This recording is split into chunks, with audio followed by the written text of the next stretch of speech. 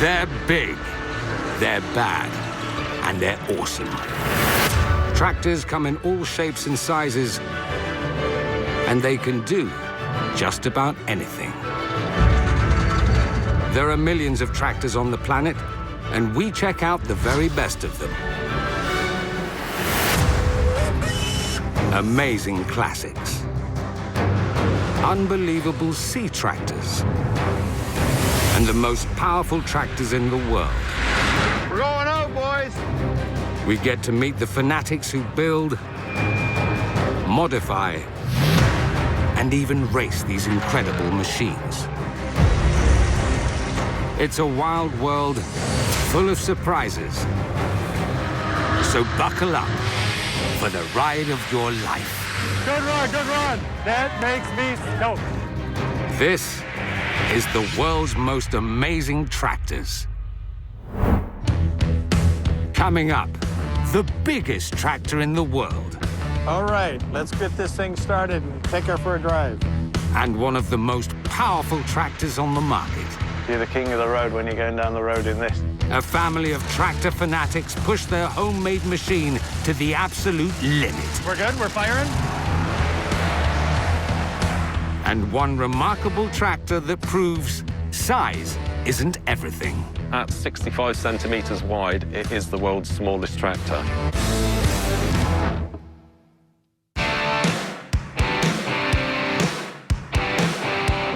Montana, North America, big sky country. 45 years ago, tractor builder Ron Harmon got a call for a new commission. But his clients didn't want him to build any old tractor. They needed the biggest tractor, capable of maximizing their farming capacity. The Rossi brothers, they had about 10,000 acres of cotton, and they were only able to do a third of their acreage every year. They wondered if they could raise a lot more crop.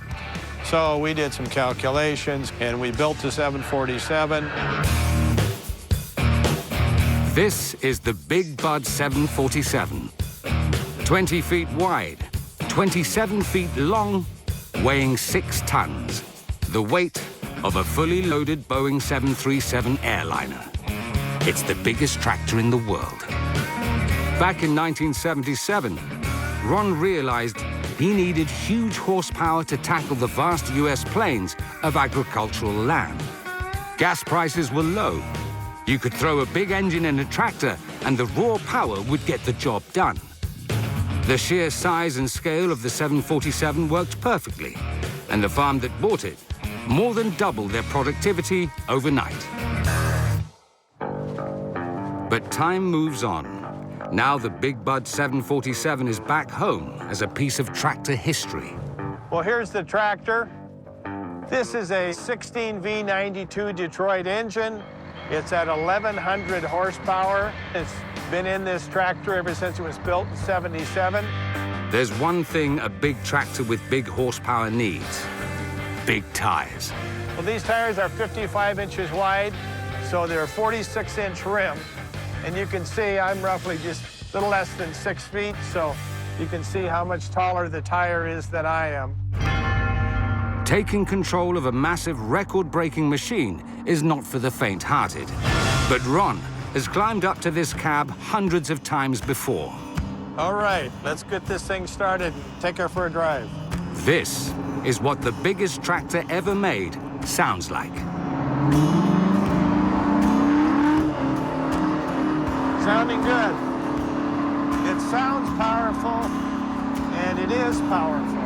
But when you get this thing revved up to 2,100 RPM, it can really impress you about what it will pull and how fast it will pull it. Time for Ron to show us what this middle-aged monster can do.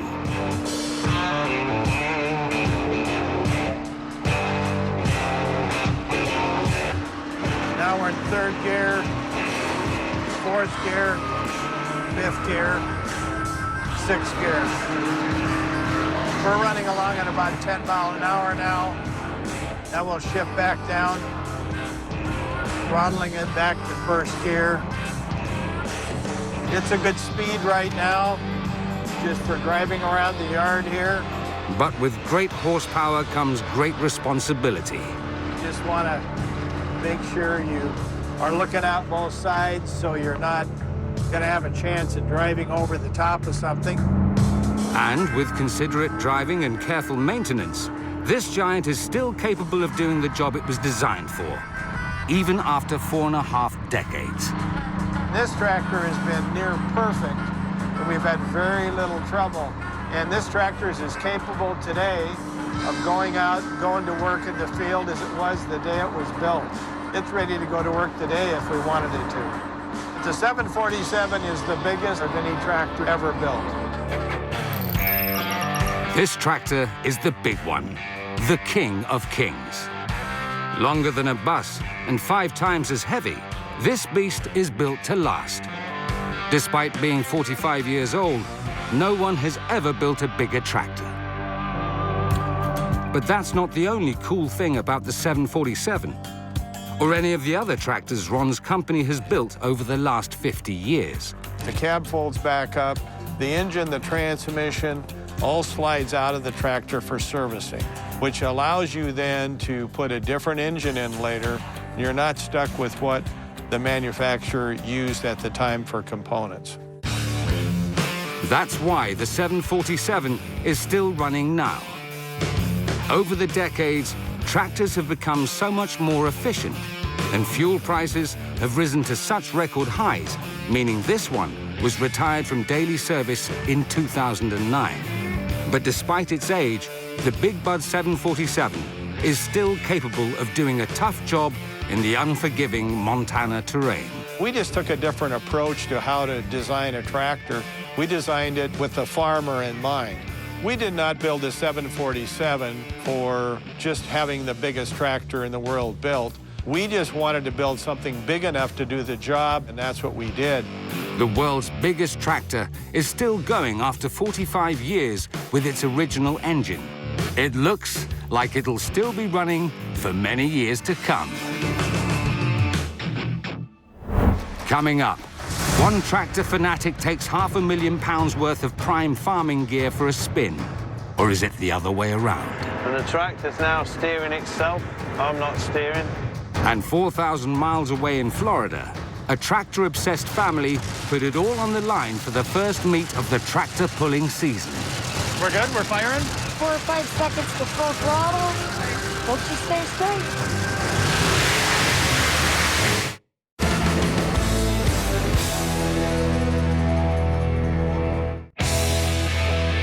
We've already seen the biggest tractor in the world. But still to come, we deep dive into a world of tractor fanatics who travel tens of thousands of miles every year for their shot at glory. Good run, good run. That makes me stoked. And we head into the wild West Country world of vintage tractors, where no machine is ever too old or too cool. It's just for the love of driving tractors. Once you get bit, when you're sat on a tractor at 12-year-old and you drive it, it bites.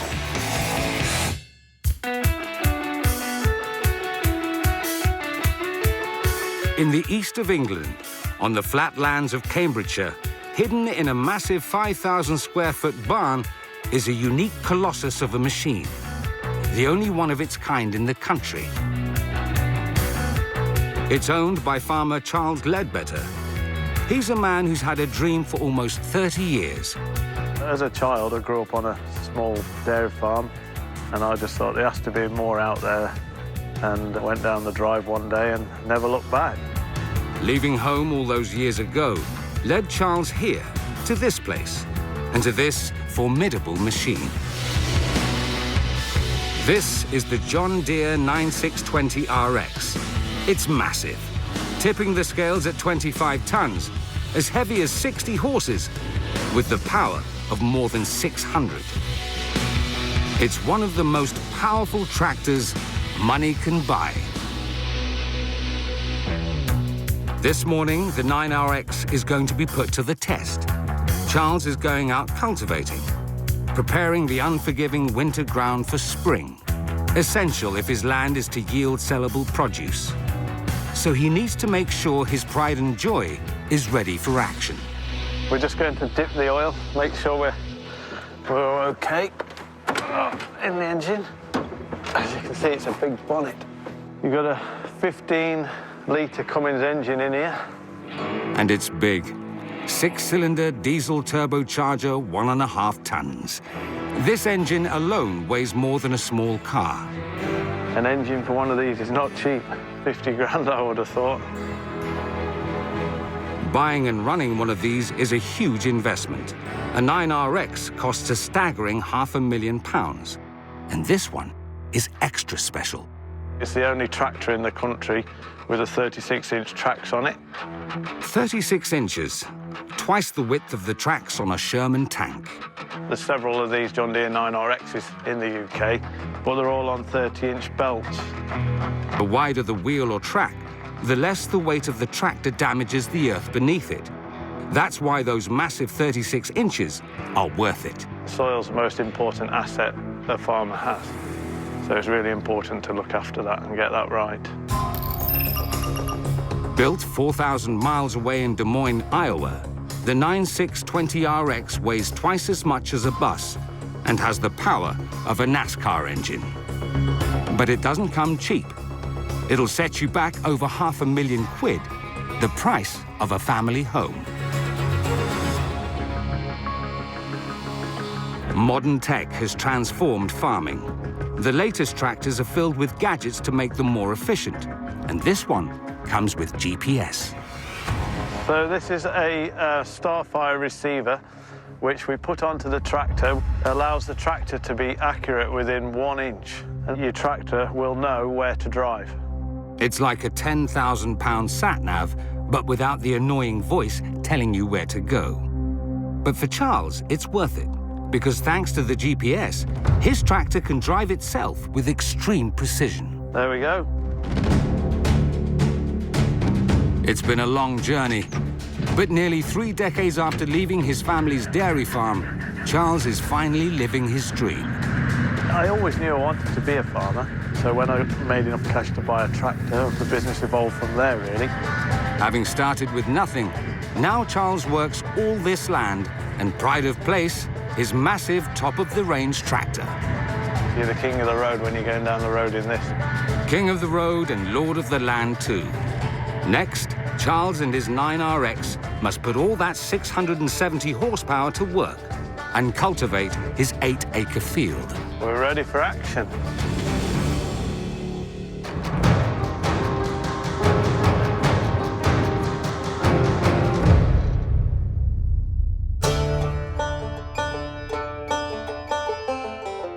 Zellwood, Florida. It's the depths of winter in the Sunshine State. 30 miles from Orlando's Disney World, crowds of hardcore tractor fans are gathering in anticipation. It's the first tractor pulling event of the season. Tractor pulling is a high-octane, high-drama motorsport all about power. Competing tractors are hooked up to a massive weight, which they have to pull down a 300-foot track. Whoever pulls the farthest wins. There are competition classes for tractors of all different shapes and sizes, but they all share the same goal: get to the end of the track. Crowds and competitors travel across the US all year round to take in the power, speed, thrills, and spills. And for one family in particular, an 1,100-mile journey through 8 states over 48 hours is well worth it. We left Buffalo the day before yesterday, 22 inches of snow on the ground and 10 degrees, so we're real happy to be down here in Florida in the 70-degree sunshine. Mike Cale and his family are tractor-pulling fanatics. They pour all their free time and cash into this wild world of noise and machinery, all in the hope of victory. They've spent thousands on it. My wife, Mary, is my pilot. She does the driving. I got my son here as my crew chief, Ryan Cale. We've been pulling since 2018. We've been competing. I mean, every year we seem to do a little more, a little better. Every year, Mike and his family travel 14,000 miles to compete in tournaments like this, with their prized tractor following right behind in the trailer.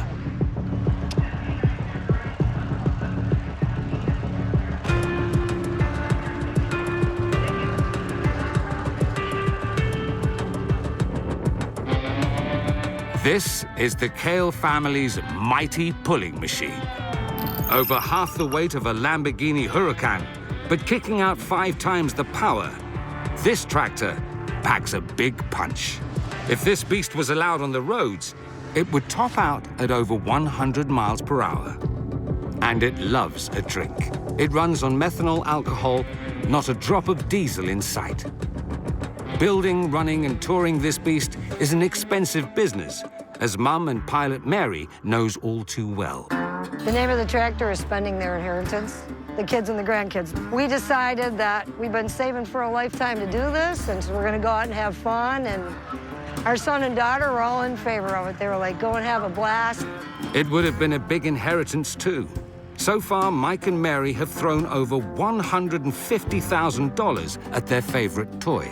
We're running a 575 cubic inch engine. It's all alcohol, it's blown injection. We're making high horsepower with this setup we have. We use regular methanol alcohol, and we burn about 8 gallons a run in about 12 seconds.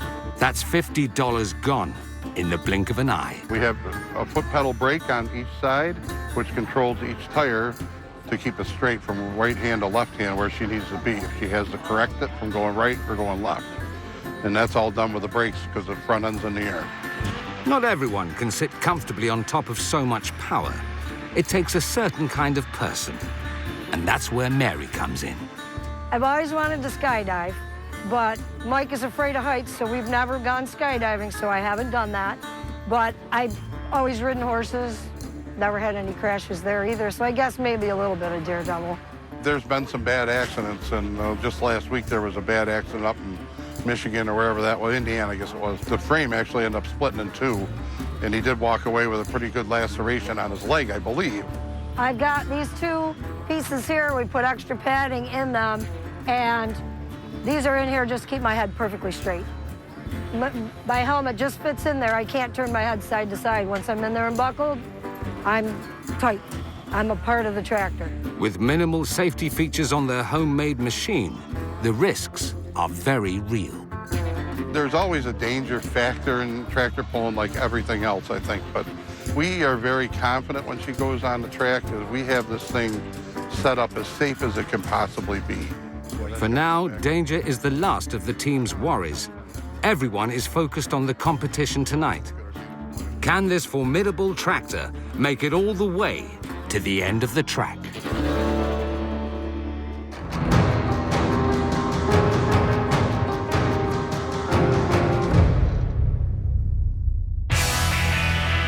Cambridgeshire, in the east of England.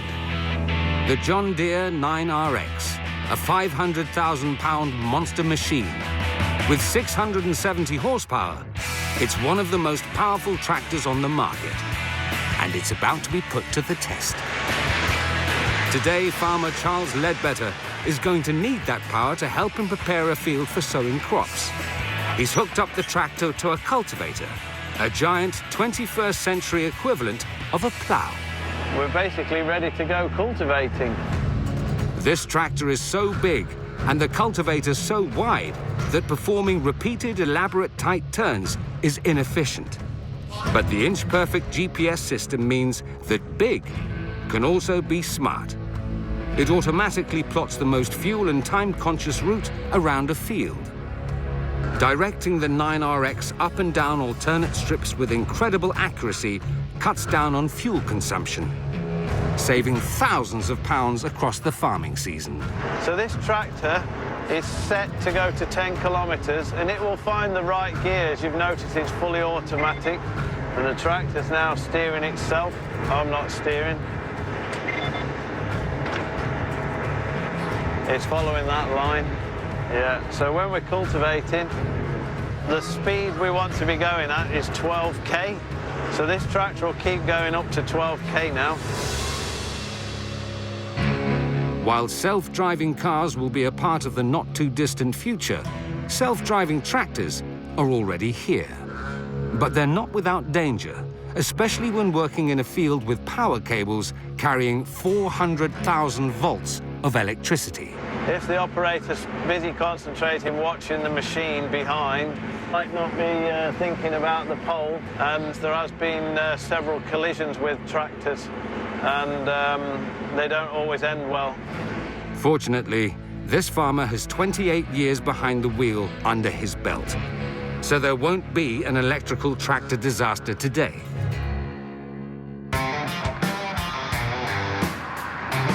Charles isn't the only member of the family that likes to get to grips with all that tech.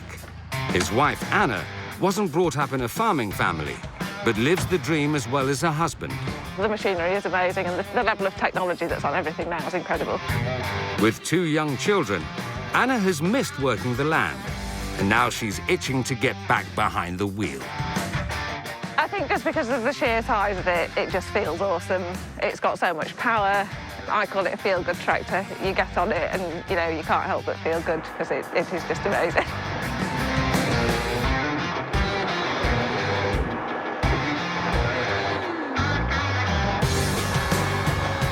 There's only 2 runs up this here to do now. Once up and down, that's it. No problem. When she used to drill all the oil sleeve rate, she'd take her laptop and she'd do all the internet banking, pay the wages, selling grain, buying grain, all while she's going up and down on the tractor. With Anna left to finish cultivating the field, Charles heads off in something slightly smaller. With all that horsepower and those amazing specs, the 9RX is one of the most powerful tractors on the market today. But things are moving fast. This land won't farm itself now, but maybe one day it will. Coming up, in Florida, the Kale family bid for glory. Nothing like adjustments under the gun. As Mary pushes herself and her mini rod to the limit. And in Lincolnshire, one lucky man gets to test drive an incredible, customizable, top-of-the-range tractor. But things don't go to plan. A bit heavy-handed on the joystick and threw those first bales off.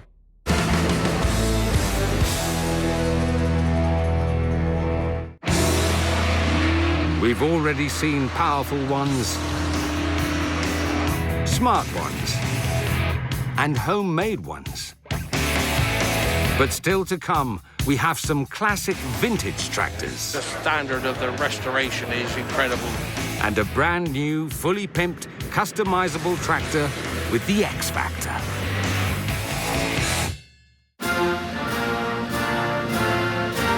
Florida, about half an hour outside Orlando. At the Zellwood track, the competition is about to get underway in the first tractor pulling event of the season.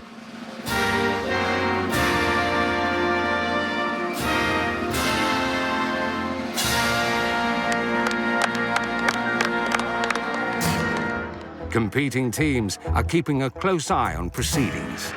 Up next, we have Jeff Hardenbeck pulling Mighty Moo. Well, it looks like we have a small tire mini class just starting up here. Ryan and his family have traveled 1,100 miles from New York State to be here. They're a team called Spending Their Inheritance, and they'll be competing tonight. I'm looking to see if there's any dust off the track, what kind of dirt it throws. We don't want dusty. Dusty means dry. Dry means very little traction. In under 2 hours, Ryan's mother will be taken to the track in their super powerful home-built tractor. She'll be hooked up to a massive weight on wheels known as a sled. To win, she needs to pull the sled further down the track than any other tractor in their class. It took them a long time to get the throttle to get some traction. You can only go as fast as the traction you have. It's kind of akin to drag racing. Soon, the team will head to the track. Time for one last pep talk. Well, you'll have to run it like usual tonight. Okay. Proud of how you come so far. Been doing good. The temperature drops as night falls in Florida, but the competition is hotting up. All right, up next on the garden tractor sled, we have Jacob Catarelli pulling the Alcoholic. The team make their final preparations and any adjustments. The tractor is going to need every bit of that 3,000 brake horsepower working efficiently if it's to pull the sled to the end of the track. Thinking about the run, I want to go nice and straight. I want to get out of the hole, get hooked up, and then roll. Probably about 4 or 5 seconds to full throttle. And hope you stay straight. We're ready. Okay, we're good? We're firing? Ryan, you gonna back her in? We're ready. Mary is going to be the first of 3 tractors in their class to pull tonight. All eyes are focused on the team's tractor as it makes its way out onto the track.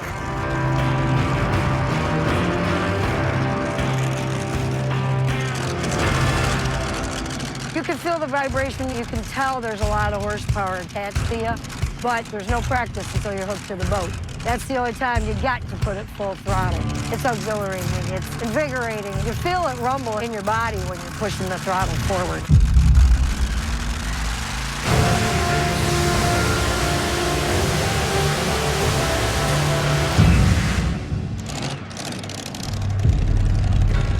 It's a disaster for Mary and the team. The tractor has barely made it halfway down the track. That run, she came off the line and got a little squirrely. We're gonna go back to the pits and take a look and make sure everything's okay and see if we're gonna go again or not. It did not feel good. And if it doesn't feel good, that's why I let out.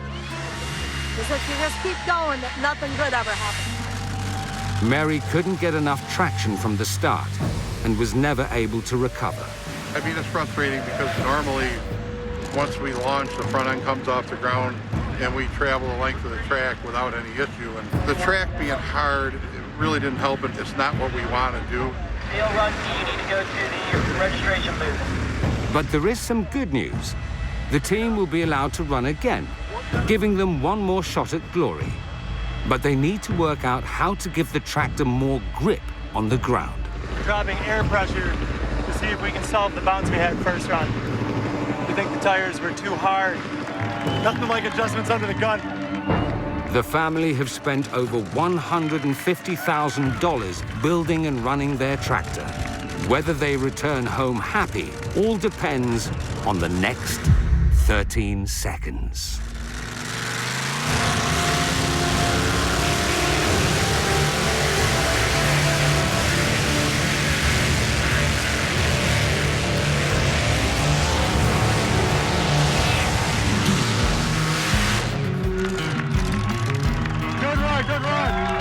That makes me stoked.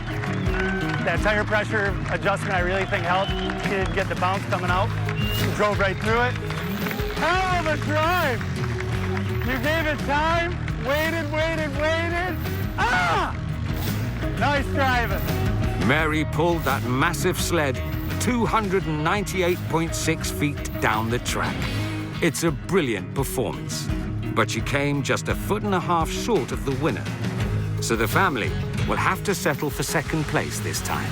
The second run went much better. The track was really hard, took a lot to get hooked up. I rushed it on the first run, so when I came out the second time, I just came out slower. Walked it a little farther till she got hooked up, and then once it gets hooked into the track, then you can run.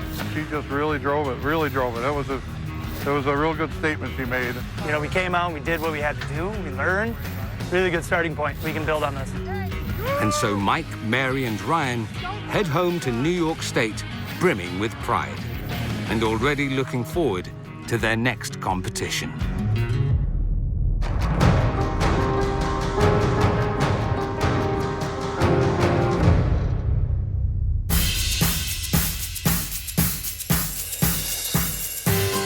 Somerset, southwest England, home to some of the world's most passionate tractor enthusiasts. 66-year-old Mike Mitchell has loved tractors for as long as he can remember. My father was a farm labourer, and when I come home from school, and I'd go out ploughing or whatever on the farm. And now I suppose when Father passed away and all that, we had an old Major, and I just kept it and done it up and been collecting them ever since. Mike's had a distinguished career as a civil engineer, but for the last 7 years, he's been running this with a dedicated team. The Somerset Vintage and Classic Tractor Show. Hundreds of classic tractors, thousands of tractor fanatics, and a handful of prestigious awards. It's a tractor fan's dream. It's very, very good. I'm quite impressed with how many people's turned up, actually. Yeah, it's very good, very good. And for these tractor fanatics, enthusiasm is not in short supply. When you see the standard of exhibits here, you've got some amazing stuff. Everything from the oldest to the newest, and there's some brand new ones outside, there's some old ones in there, and in the other sheds, it's just good to get out. Just the way they put together, and it's almost steam engine technology, and that appeals to me. This year's event is focused on a legendary manufacturer. They've been building agricultural gear for 175 years. For some, like part-time farmer Colin Cloud, they're the only motor that cuts the mustard. It was just Massey for me, it's red for me. I've got quite a fleet of Massey combines. Just to have these three here, I mean, 1250 next door, that's a rare tractor to have here. And it's not just the grown-ups that love these remarkable machines. The passion is passed on from generation to generation. I've got a young nephew, Samuel. He owns this tractor, but we help him restore it. So this was his first restoration. We bought the 145, which is an export model. We do use them for working events, so they're not just showpieces. We have washed and polished them up for this event, but it's just for the love of driving tractors. Once you get bit, as a kid, when I was on that farm, and you're sat on a tractor at 12-year-old and you drive it, it bites. While not all tractors on display are competing for awards, the highlight of the fair is the judges' prizes. And those on the judging panel have high expectations. We're looking for tractors to be totally as original, very well presented, and nice mechanical condition. And once the judges have viewed all the competing tractors, it's time for the moment of truth. The final award is the Best in Show Award, and that goes to number 43, the McCormick International Harvester B250. The fair has been a roaring success. The passion for these vintage machines has been evident across generations. There's been more than just classic and vintage tractors on display here.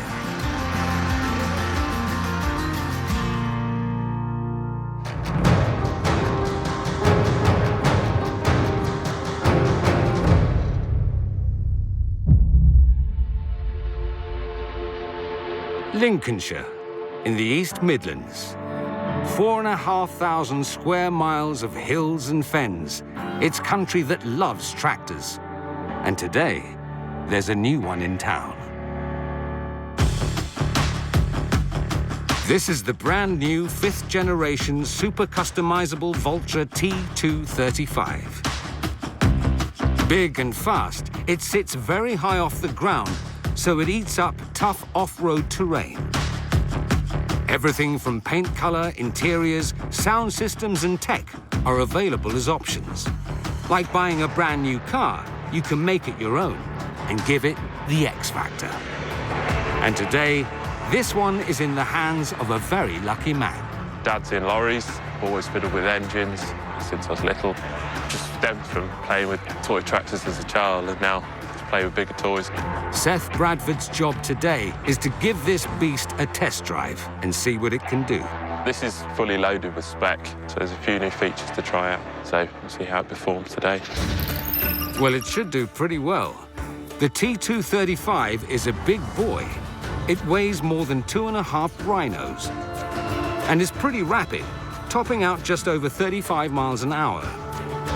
Today, Seth's going to trial all that power and tech with a test of its capabilities. Just going to load up with the telehandler now. Got a barrel grab on the front, so we should be able to lift 4 at a time, make life easier when loading the trailer. Strap them down, make them safe, and then take it for a run up the road.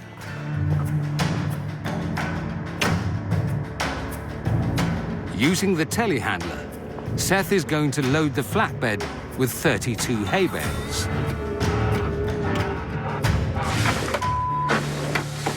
Or at least try to. I pushed them over. A bit heavy-handed on the joystick and threw those first bales off. We'll try again. I'll be a bit more gentle this time. Just the 8 trips to fully load the flatbed, not counting the mishap. Eventually got it loaded. Luckily, the only thing that suffered was that tree, so Got them on in the end. I'll just get these ratchets strapped on, and then we can take them up the road. The full weight of trailer plus bales is a massive 18 tons, as heavy as 1,200 crates of beer. But how will the tractor fare hauling that huge load down a mile of semi-agricultural service roads? It's all strapped on nicely. Now we'll see what the tractor can do.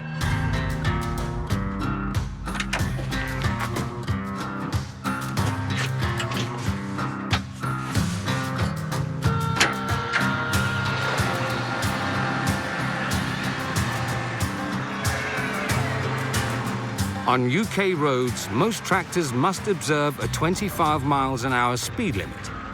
But this is a private road, so the T235 can push it to the max. 26 tons barreling along at 35 miles an hour, twice the weight, but not quite the velocity of a fully loaded Harrier jump jet. With the air suspension on the front axle and the cab, and it actually works in conjunction with each other. So as you go over a bump on the front axle, it preloads the cab, so it's very, very smooth and comfortable. This mean machine is making light work of the load and the road. But these days, it's not just power and tech that matter. Luxury counts for a lot. More and more farmers want the X factor. And this ride is ripe for pimping.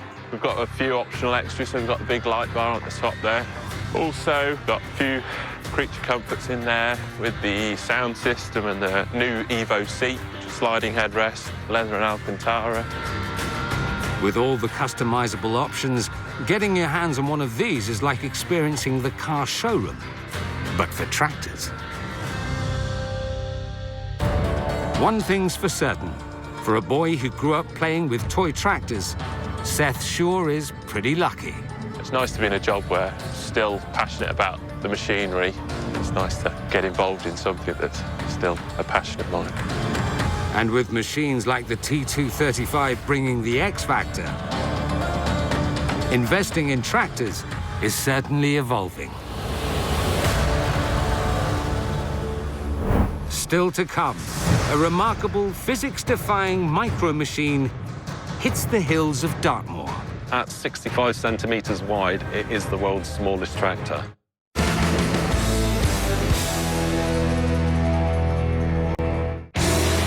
We've witnessed the size. We've felt the power.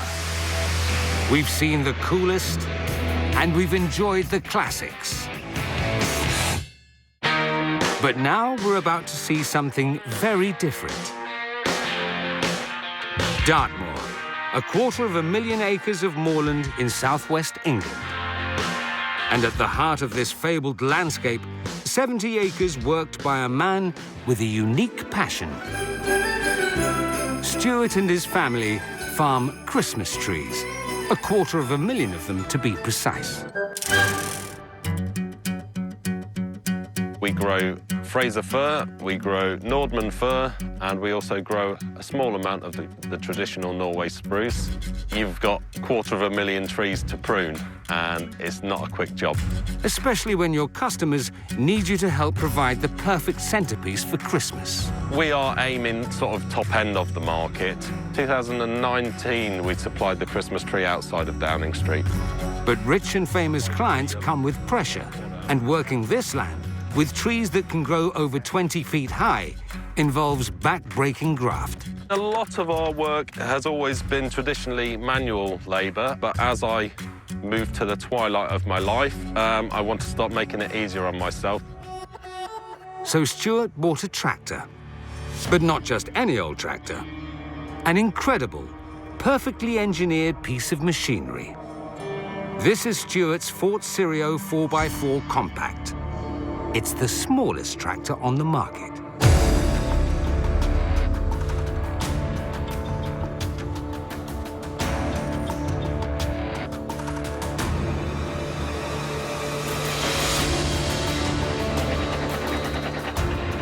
Yeah, keep coming. It's an Italian tractor, and it had been used a lot in the vineyards over there because it's so narrow, it goes up and down the road. I thought, this would actually work within Christmas trees. I'm told that at 65 centimetres wide, it is the world's smallest tractor. Despite its size, it's incredibly versatile. With the various attachments, we can do fertilising, we can do base pruning, we can do weed spraying, we can do grass cutting. Small but mighty, the Serio 4x4 Compact is a workhorse. Built in Italy, this tiny tractor has enough power to see it over tricky terrain, and it's slim enough to fit between rows of trees. Anything bigger would wipe out thousands of pounds worth of produce. It's got a top speed of just 10 miles per hour, but despite that, it can be an interesting ride. It's got the articulated steering on it, so it's sort of the back end does kick out a bit. It takes a little bit of getting used to. Today, Stuart and his colleague Gary are heading out to tend to the ground in a 14-acre field. We'll be going up the road, getting the tractor out and doing some inter-row grass cutting. The farming itself is very labour-intensive. Base pruning, it will make it very efficient for us. By hand, on a good day, we might do about 600. The machine will do 500 an hour. By going mechanical, Stuart has increased his daily efficiency more than 8 times over. Not bad for the smallest tractor money can buy. Yeah, it's just down there. So just this taller grass. Yep, OK. You take that. OK? Yep, all right. Stuart and Gary used to farm this land by hand, but now they have help. The tractor has transformed the way they work. Sooner use the machine any day. Even if it does lack a bit of pace. It's just got the 2 gears, but if we take it out on the road, there is a throttle. You can put it at full throttle, but I would imagine you're only doing 10 miles an hour. It's not very fast at all. You don't want it to be too fast. The faster it is, the harder you're going to hit those stumps. Gary is going to trim the grass through this 14-acre field. I'll go straight in the second one, guys. And then go from there. It's simple but important work. Maintaining the fields is vital to the health of the trees. No one wants a stumpy Christmas tree. If you've got grasses going up in the trees there, you tend to get more insects going up there. So by keeping the grass low, we can keep the population of aphids, etc., down. As well as the tractor itself, Stuart's invested in accessories. In this case, a double-bladed rotary grass cutter. On the back there, it's got some spring tensioners. If you've got the smaller trees, you can have it on a very light setting, so it will push off of them. So there's no chance at all of you going over the top of those trees. And the longer the row or the bigger the headland, the faster you can get through it because you haven't got that time turning the thing around. And because of its unique dimensions and its all-wheel drive capability, it's got a really tiny turning radius, perfect for getting out of tight spots. He's just got a couple more rows now. He'll do those, and then that's him finished for the day. We'll be able to get up and down the rows to do the jobs tomorrow, and then he'll move on to the next patches. The world's smallest tractor is a massive success. And Stuart hopes that overall this purchase will pay for itself, and then some, over the coming decades. Is that all finished? Yeah. Shall we get it on the trailer and take it back to ours? Come on, then. We're looking 10 years down the line, and I'll be 55, and I don't want to be working like I'm working now. The tractor is an important part of what we'll do. It's the difference between being able to carry on or retiring early. If it means I can carry on, then it's a good investment. For all that efficiency, longevity, and good old value for money, one thing's for certain. The smallest tractor money can buy is an incredible piece of machinery. Brand new Tractor World, The Fast and the Furious is next Friday at 9. On Monday night at 8, Gavin and Martin are out in the pouring rain following reports of a pedestrian on the M6 as the new series of the motorway continues. Next tonight, we get behind the wheel of those camper vans that are built for those with very deep pockets in £1 million motorhomes.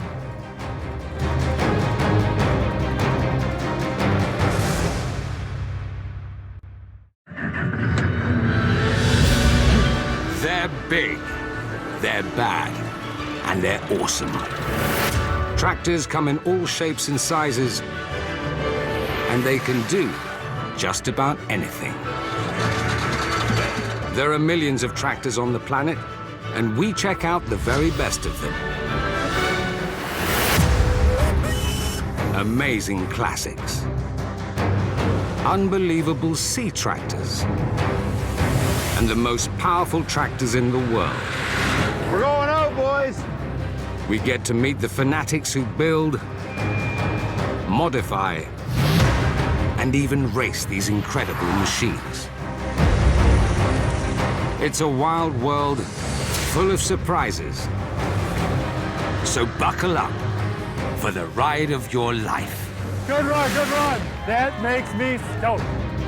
This is the world's most amazing tractors. Coming up, the fastest tractor in the world.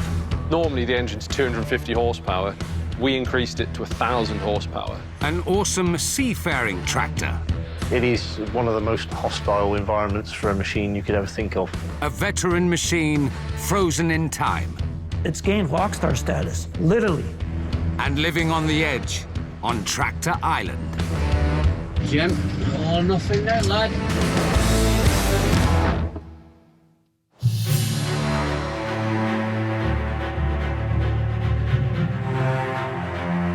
Staffordshire, England. Home to one of the most recognizable manufacturers of farming equipment in the business. The name JCB is so commonly used for diggers, it now appears in the Oxford English Dictionary. But the company's also the manufacturer of the world's fastest tractor.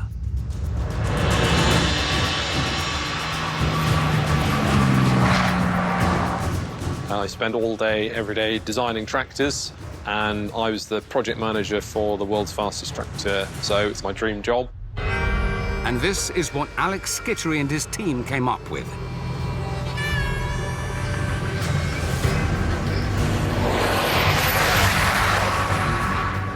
The Fast Track 2 can reach speeds of over 150 miles per hour. And yet it still weighs in at a whopping 5 tons. The tires alone measure 4.5 feet tall and weigh 176 pounds. JCB are so proud of a tractor that's 5 times as fast as Usain Bolt, it now sits pride of place in their head office.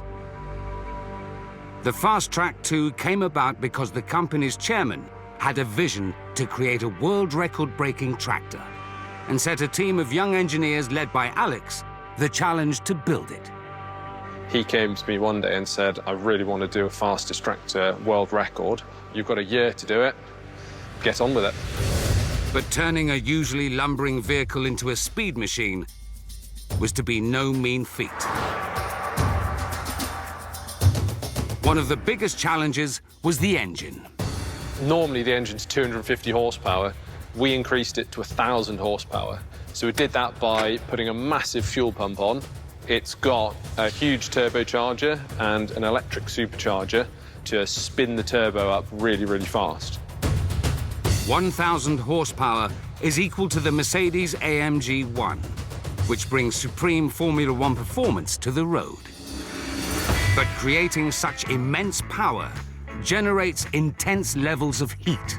All that fuel and all those explosions inside the engine mean that it makes loads and loads of heat. So every time we started the machine up, we'd have to fill the front bumper full of 25 kilograms of ice. So lots of trips to Tesco's to fill it with ice.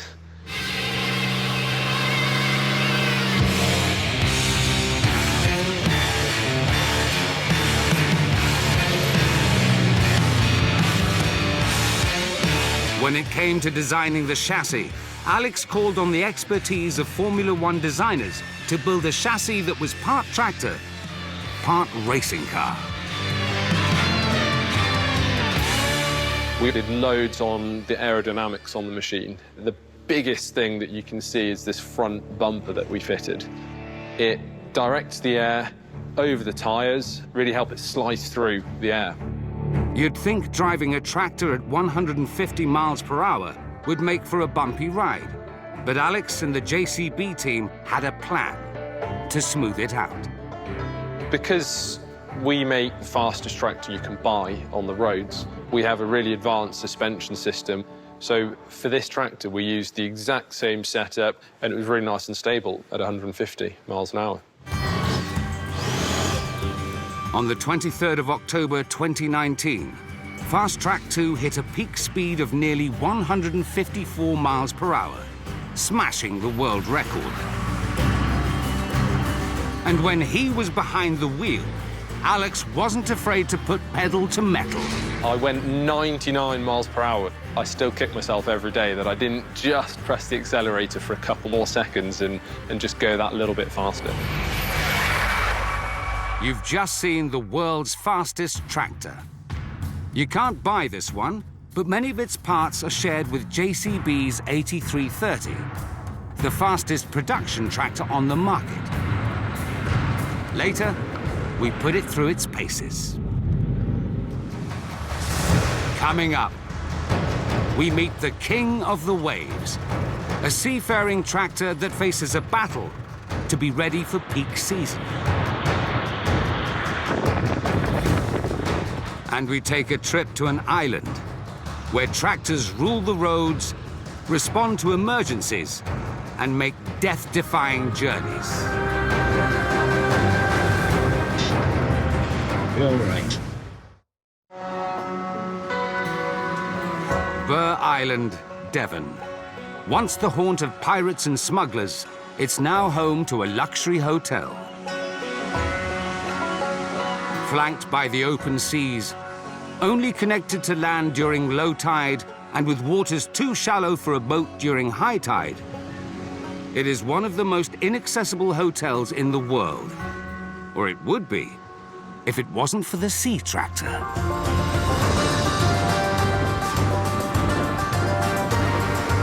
I'm Shane Edgecombe. I'm a self-employed agricultural engineer. I have the pleasure of looking after the sea tractor at Burr Island. It is a one-off. It's a tractor, but you wouldn't want to go and do any ploughing with this one. The sea tractor transports up to 30,000 passengers a year. Luxury guests expecting high-end service. With the chassis facing corrosive salt water, wind and waves, its wheels battle wet sand submerged beneath the sea. This is the third incarnation of the sea tractor, which was built in 1969 at a cost of £160,000 in today's money. It's February, 6 weeks before the hotel is due to open. But the sea tractor is in pieces. Braving rough waters and open seas for over 53 years has taken its toll. And after facing conditions as extreme as these, the tractor will need radical repairs before it can carry guests again. It's submersed in seawater, and there's sand blowing in every part of it, howling winds in the winter, and constant salt spray. It is one of the most hostile environments for a machine you could ever think of. At 16 feet tall, the sea tractor would tower above an African elephant. And at 10 tons, it weighs twice the amount. Luckily, this animal's built for water, not the African desert. The diesel engine is used to turn the wheels using hydraulics. And although it only moves at 5 miles per hour, it's a slow and steady system for powering through the waves. This tractor runs the risk of saltwater corrosion. So with high tides being up to 8 feet deep, the engine sits high above the wheels to clear the treacherous sea below. Basically, you have a hydraulic pump driven by the engine. That, in turn, provides fluid power to the wheels to turn a motor through a reduction gears, which is what gives you the immense power it needs to drill its way through the beach.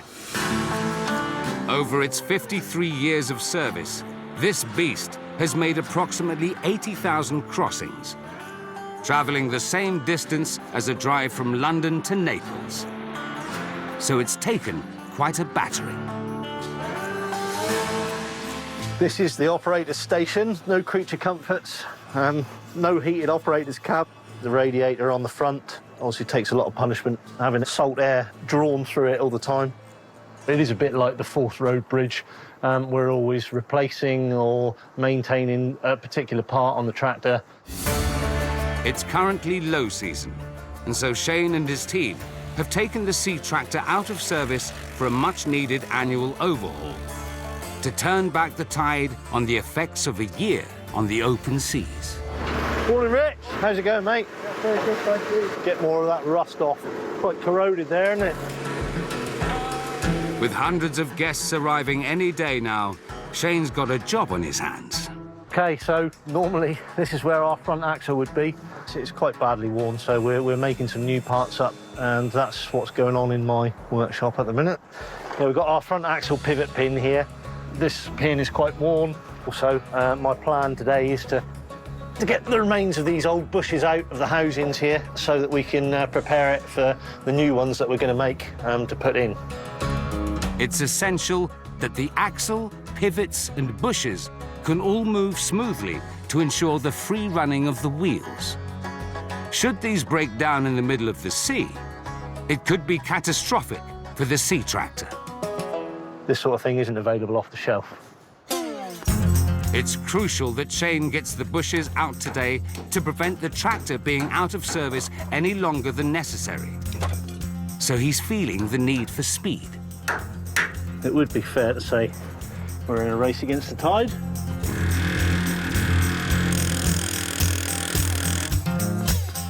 One tool is stuck in the hole. With 53 years exposure to salt water, this bush is stuck solid, fast becoming a thorn in Shane's side. It's rusty as an anchor. There's not really a handbook for the sea tractor. Ooh, that wasn't supposed to happen. After 2.5 hours, both night and the tide are drawing in, and the bush is still not budging. Right, I reckon it's got to break off now, surely. Prepare for a face full of rust. If Shane doesn't get it out today, that's an extra day of the tractor out of service. There she comes. There you go. And that's as simple as that. High season is fast approaching, but the work Shane's done so far is just the beginning of the sea tractor's essential maintenance. Later, we'll find out if the sea tractor is ready on time. We've got a lot of bits off. We've got a lot of bits still to make. So I'm always kind of a little bit nervous just to make sure everything's going to be all right, really.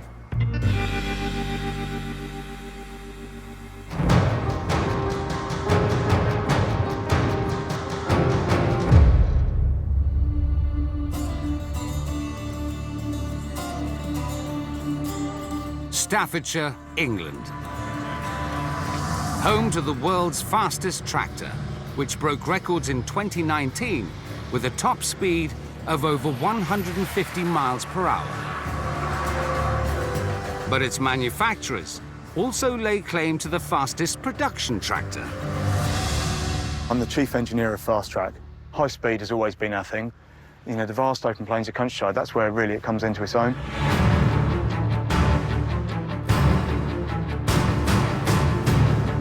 What an awesome tractor. This is the Fast Track 8330. This machine has a top speed of 45 miles per hour, meaning farmers can move between farms and fields at speed, which is why it's popular among farmers in the vast open plains of America and Australia. It's twice the speed of an average tractor, but this speed demon can handle the grunt work. Its 348 horsepower engine can tow a load equivalent to 1,500 stone, the same weight as a military tank. It takes a highly skilled team of 100 people roughly 95 hours to build the 8330. Today, Chief Engineer Robin Carter is checking on production.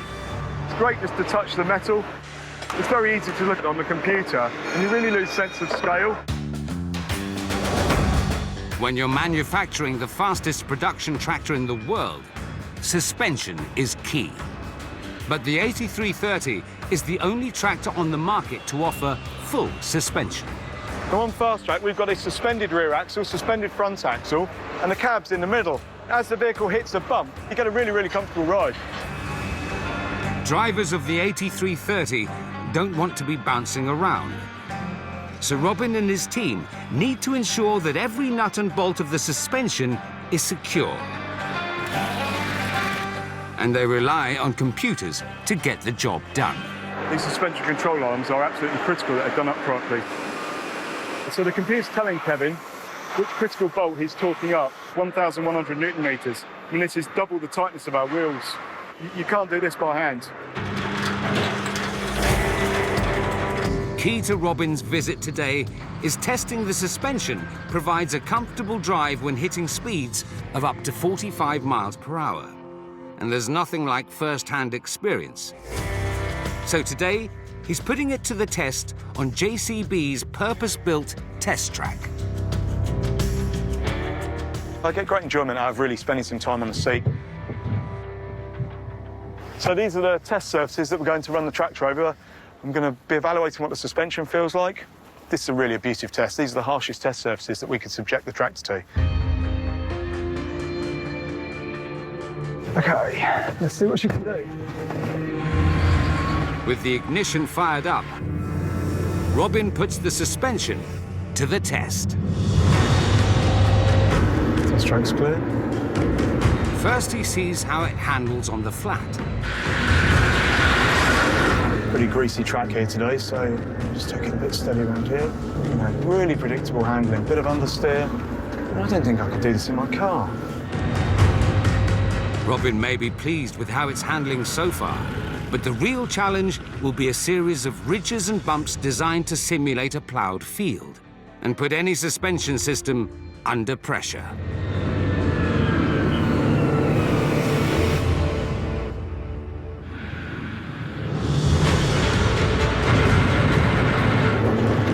Really give those fenders a workout. See the fenders going absolutely crazy.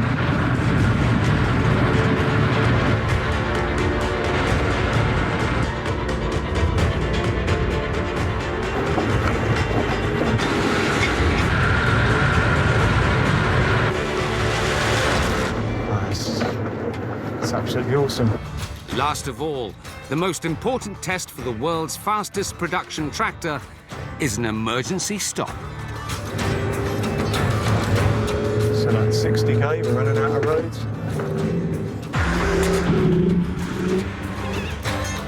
Oh, what a brilliant stop, completely composed. So he may be the vehicle's chief engineer, but was Robin rocked by the suspension? See what the damage is.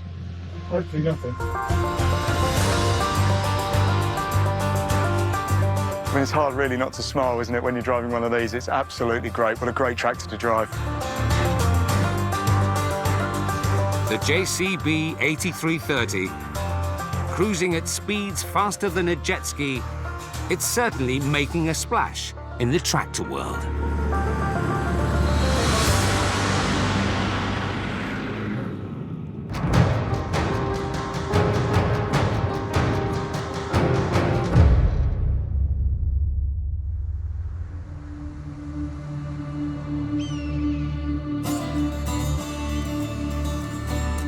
Rossland, British Columbia, located on the famous Powder Highway, was recently voted Canada's top outdoors town.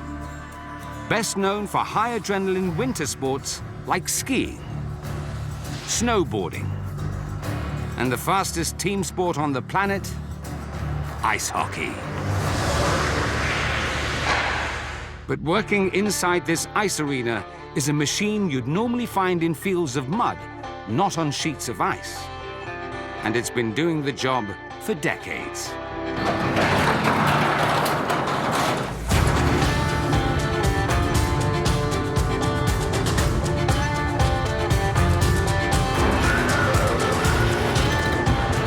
Meet the Ford 3000, keeping the ice slick at Rossland Arena for the past 48 years, ably assisted by a towable ice resurfacer. It's a veteran, but it's perfect for the job, and it needs to be. With players skating at speeds of around 30 miles per hour, the surface takes a hammering. It's down to the Ice Queen to make it smooth. Ably assisted by Holly Novak, who handles maintenance at the arena. What makes the tractor amazing? Just how old it is and how much history it has behind it. And I mean, it looks pretty badass too. It may be an old machine, but it runs like a spring chicken. The tractor will go out 6 times in the evening, and then on the weekends, it's all day, every day. It's from 6 a.m. until 11 at night. It's out all the time, and it's amazing. This thing gets quite a workout. It's always running.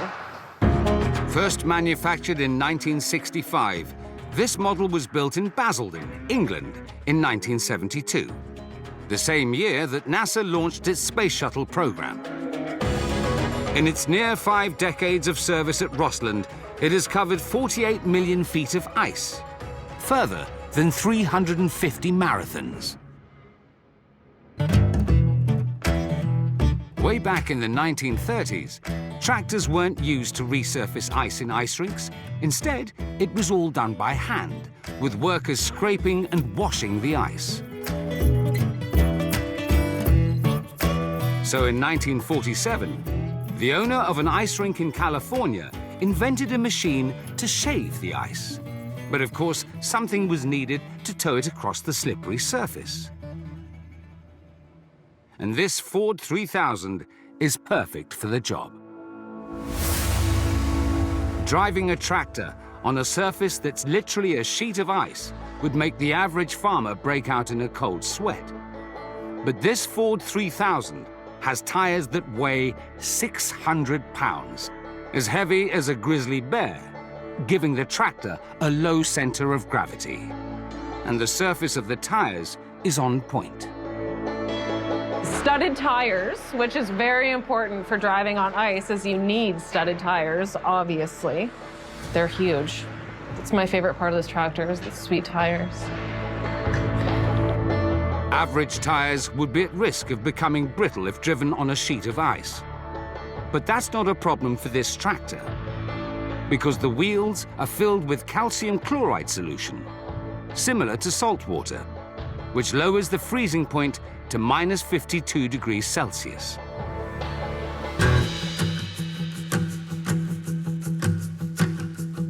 The Ice Queen also has a unique method for steering on a surface that couldn't be more slippery. We drive it with the brakes. That's how we steer it, which is odd.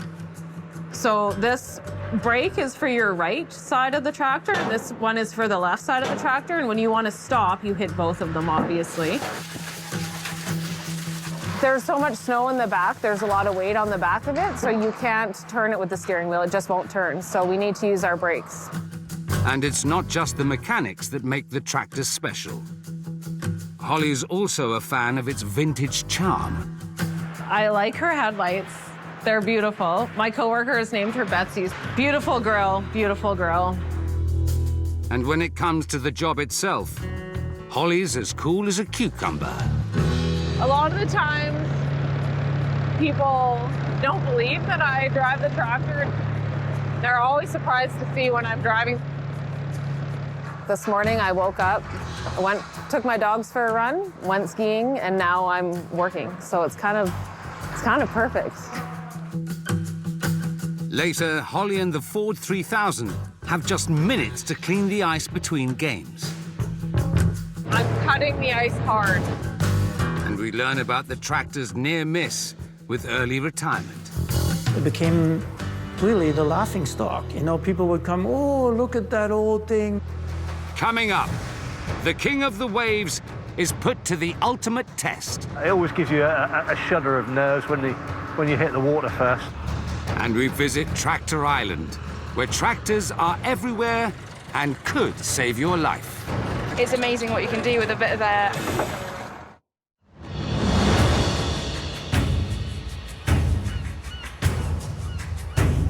Burr Island, Devon.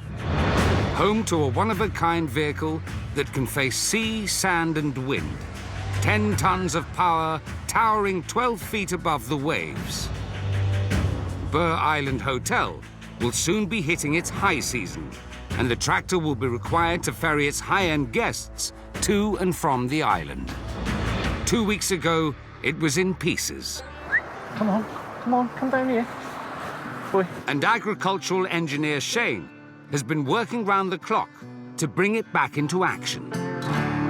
We had the new bushes made for the axle. We had to do quite a few repairs to get that all up to scratch. We're always rushing to get it done, but on the whole, it's gone quite well. We've had a few late nights, but yeah, anyway, we're there now. But it's not just the nuts and bolts that have had the once-over. The tractor's also had a makeover. I think it looks quite smart. See, orange is my favourite colour.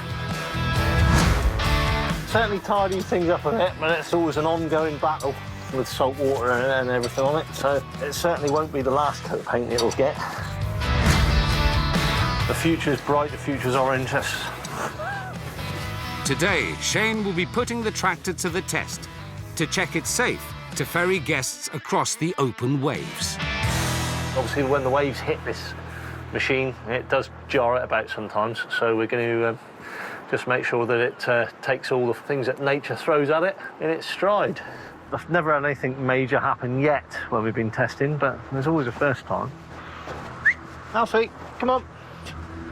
With today's only passenger aboard, right, okay, it's full steam ahead.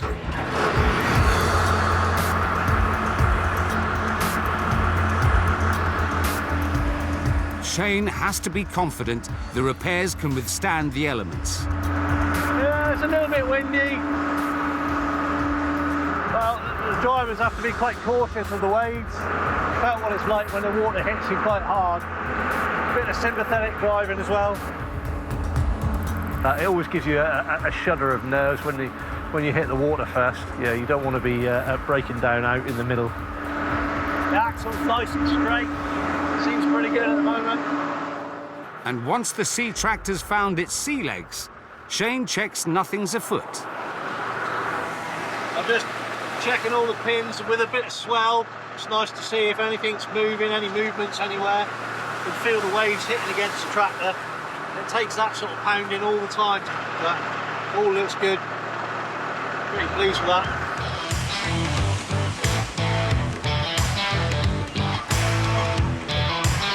Once back on dry land, it's Shane's parking that's put to the test. 8 out of 10 that is, I'd say. Maybe a 7.5. Right, cool. And it's time to see how the tractor held up. Just going to go and check everything. All looks good. Quite happy with that. And she'll be ready to hopefully take a few paying guests back on.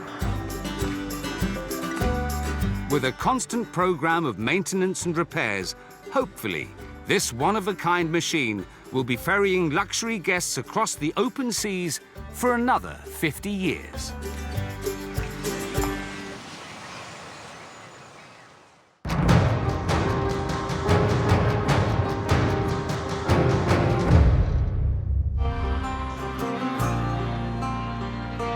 Russland, Canada, home to the Ice Queen.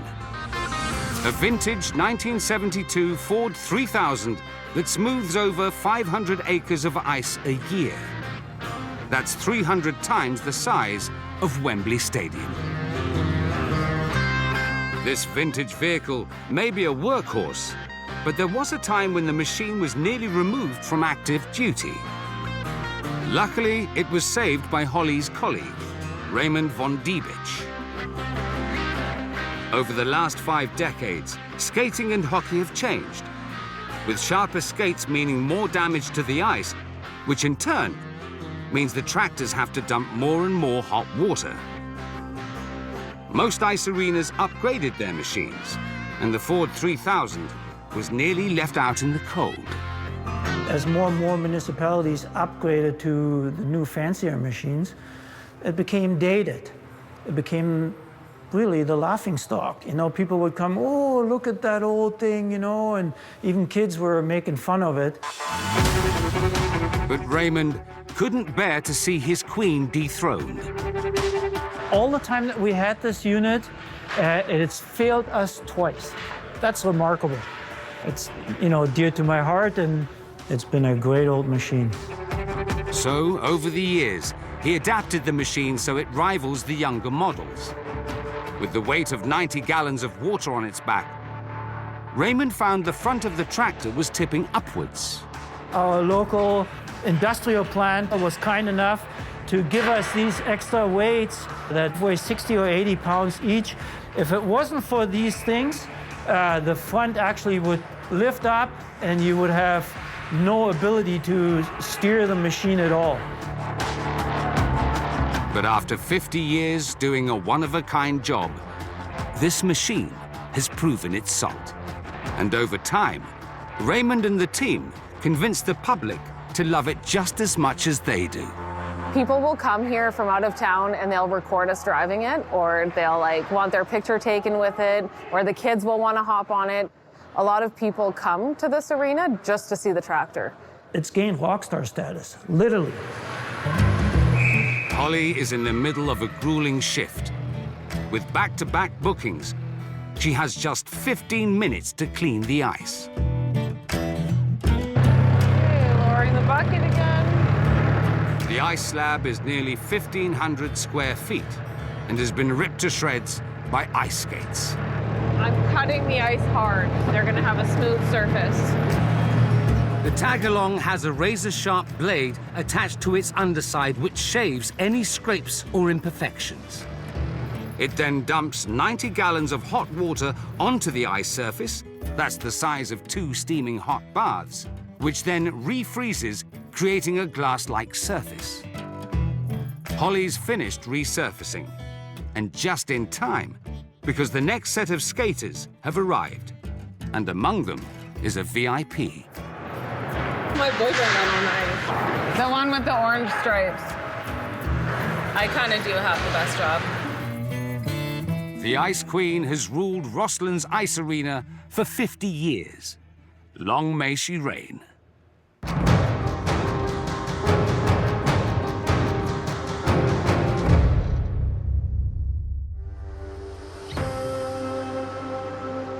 The island of Sark. 80 miles off the coast of England, population just 500. Size, just 2 square miles. Smaller than Gatwick Airport. But teeming with tractors. Cars and motorbikes are banned on Sark, so tractors rule the roads. The island of Sark has a total of 90 tractors. That's 1 tractor for every 6 people, and more tractors than the entire country of Gambia. The islanders here love tractors so much, they even have a festival to celebrate them. I think it's just absolutely brilliant. Some of these tractors are just beautiful. On an island with no cars, vans or lorries, every tractor's amazing because they do it all.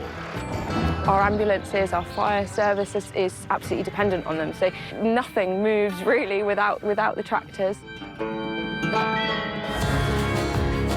And while tractor emergency services may sound slow, response times are only 10 to 15 minutes, roughly the same as in London. But if you were to be stopped by the police tractor, you'd unlikely end up in the cells because Sark is also home to the world's smallest prison, with a maximum capacity of 2.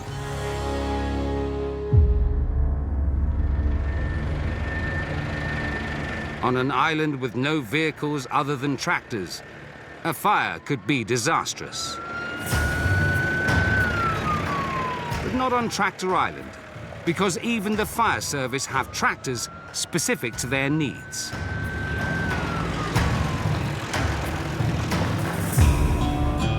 The team of volunteers receive monthly training, and tonight, team leader Kevin Adams initiated a drill to make sure everyone's up to speed should a life-threatening tractor-related injury occur. My excavator, one of the tractors come off, we'll put one of our dummies underneath one of the tracks and we'll lift the digger to allow us to get him out. The fire appliances can be attached to whichever tractor arrives at the fire depot first. Tonight, it's a Renault 5832 and a John Deere 5070M. The appliances themselves are former buses converted to be hitched up to a tractor and carry 2,700 litres of water, alongside a pump, hose reel and first aid equipment.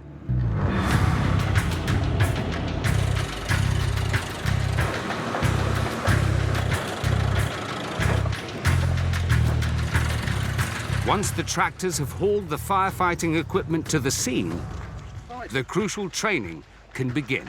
Start the digger and set up the drill. Lovely. Because he's got his hand under the roller. Oh, blind, he's in a rail mess. We don't know how unstable the track is, because it's broken, but that's the best part of 300 kilos in the track in its own right, so we will see. This is for the airbags that we've got for either side of the track there to lift it up so we can lower it and raise them as we need to. It's amazing what you can do with a bit of air. Starts lifting. None of this would be possible without the tractors themselves. The tractors are our lifeblood. The appliances are weighing. We've got 3 ton of water, and then all the other bits and pieces on it. It's about 5.5 ton each appliance. But the beauty of our tractors is it makes them all-terrain. If we had normal appliances, we'd be stuck because they wouldn't go onto the mud. So these are bespoke for us. And there he is. There he is out. Yeah, it's good. It's a nice drill. Always good when we can get casualty out. OK, back home we go. See you at the pub, yeah. On an island with no vehicles other than tractors, they really are put through the ringer. Later, we ride with the Sark delivery driver, who takes his tractor to the edge. Jim, all nothing there, lad. And risks it all.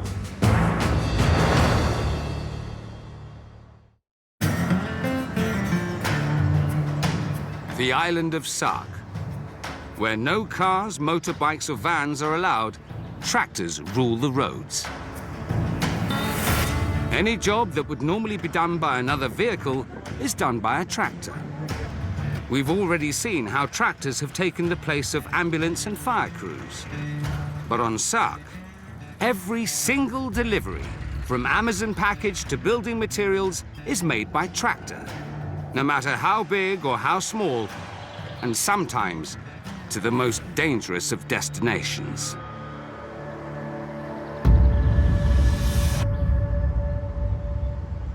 And if you're expecting a package on Sark, there's a good chance it'll be delivered by Jimmy Martin and his fleet of tractors. Every bit of cargo that comes off the island, our job is to distribute it around the island the best we can. We're going into the Sark's main harbour. We've got the crane getting ready and set up for the oncoming cargo boat that's coming in. So we'll go 1, 2, 3, 4, 5, 6, 7. There's 8 tractors down now, so it's quite intense. It's up to Jimmy and his fleet of tractors to deliver whatever arrives on the boat, no matter what it contains. And everyone's gearing up for action because today's last shipment is about to arrive. And it's a big one. There's a boat coming out. It's a cargo boat. But it looks like it's quite loaded today. There's something bigger in the back. Today's cargo ship contains a delivery the likes of which Jimmy's never seen before. Looks like there's a shed coming in already built on the boat for us today. And Jimmy's amazing fleet of tractors will have quite the job on their hands, because this shed's shaping up to be a problem. It's destined for one of the most treacherous parts of the island. Little Sark. Accessible only by a thin strip of land known as La Coupe, a thin causeway with a spine-chilling drop of 260 feet either side. It's just 10 feet wide, just inches wider than the shed. If there are high winds, Jimmy risks his tractor and the cargo being blown into the sea below. There might be a crosswind up in the coupe, so unless we've got it tied in enough, there's every chance it could go on with the wind. The journey over the causeway is potentially catastrophic and going to take a highly skilled driver. Jimmy's the only man he trusts on this dangerous mission. And he's got the perfect machine for the job, the John Deere 5070M, which has a 70-horsepower engine and can tow over 8,000 pounds, 6 times the weight of a shed. Got to say, this is a first for Sark anyway, an already built shed. Feels like the circus is coming to town.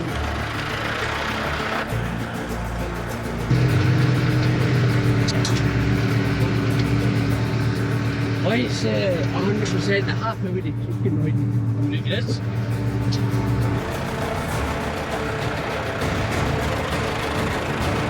And after half an hour on Sark's roads, try it, see what we got. Jimmy reaches the point he's been dreading.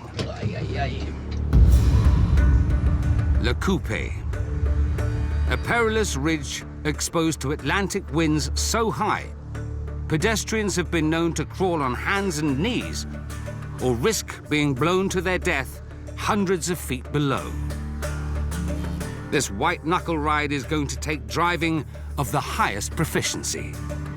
But his first challenge is the entrance, a ravine with high rock faces looming either side. It's tight, and Jimmy's worried. I think that's going to be the recipe on this one. Just go nice and slow, then we'll contend with the rest of it when we get there. Jimmy knows this drive will test even a driver of his caliber. Good, Jim. All or nothing there, lad. First, he'll have to clear the ravine, just inches wider than the shed. He's in danger of destroying his cargo. You're all right.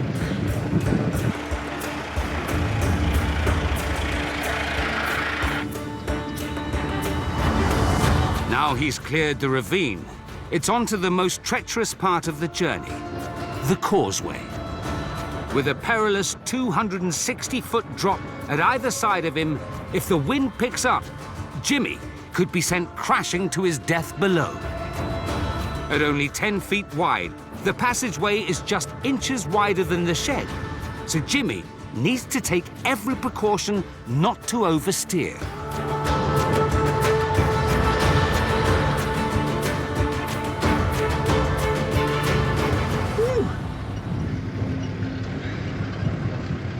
Okay.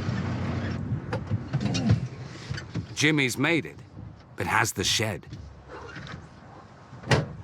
Yeah, I just had a bit of a heart flutter there. There was a few moments where, you just take it nice and gentle, and we got it through.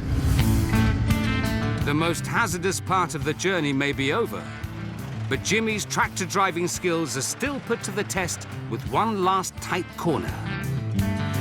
But at last, the shed reaches its final resting place, proving that while this island community may have no motorized vehicles other than tractors, there's nothing these vehicles can't achieve. And catch Tractor World Full Throttle, brand new next Friday at 9. Once known as the rudest show on TV, we're celebrating 50 years of Are You Being Served? Secrets and Scandals, brand new at 9 tomorrow. And tonight, actor Ricky Tomlinson is showing off his pride and joy as we take a peek around £1 million motorhomes next.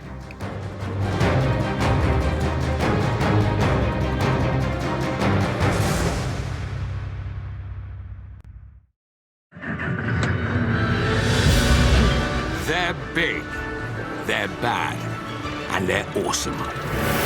Tractors come in all shapes and sizes, and they can do just about anything.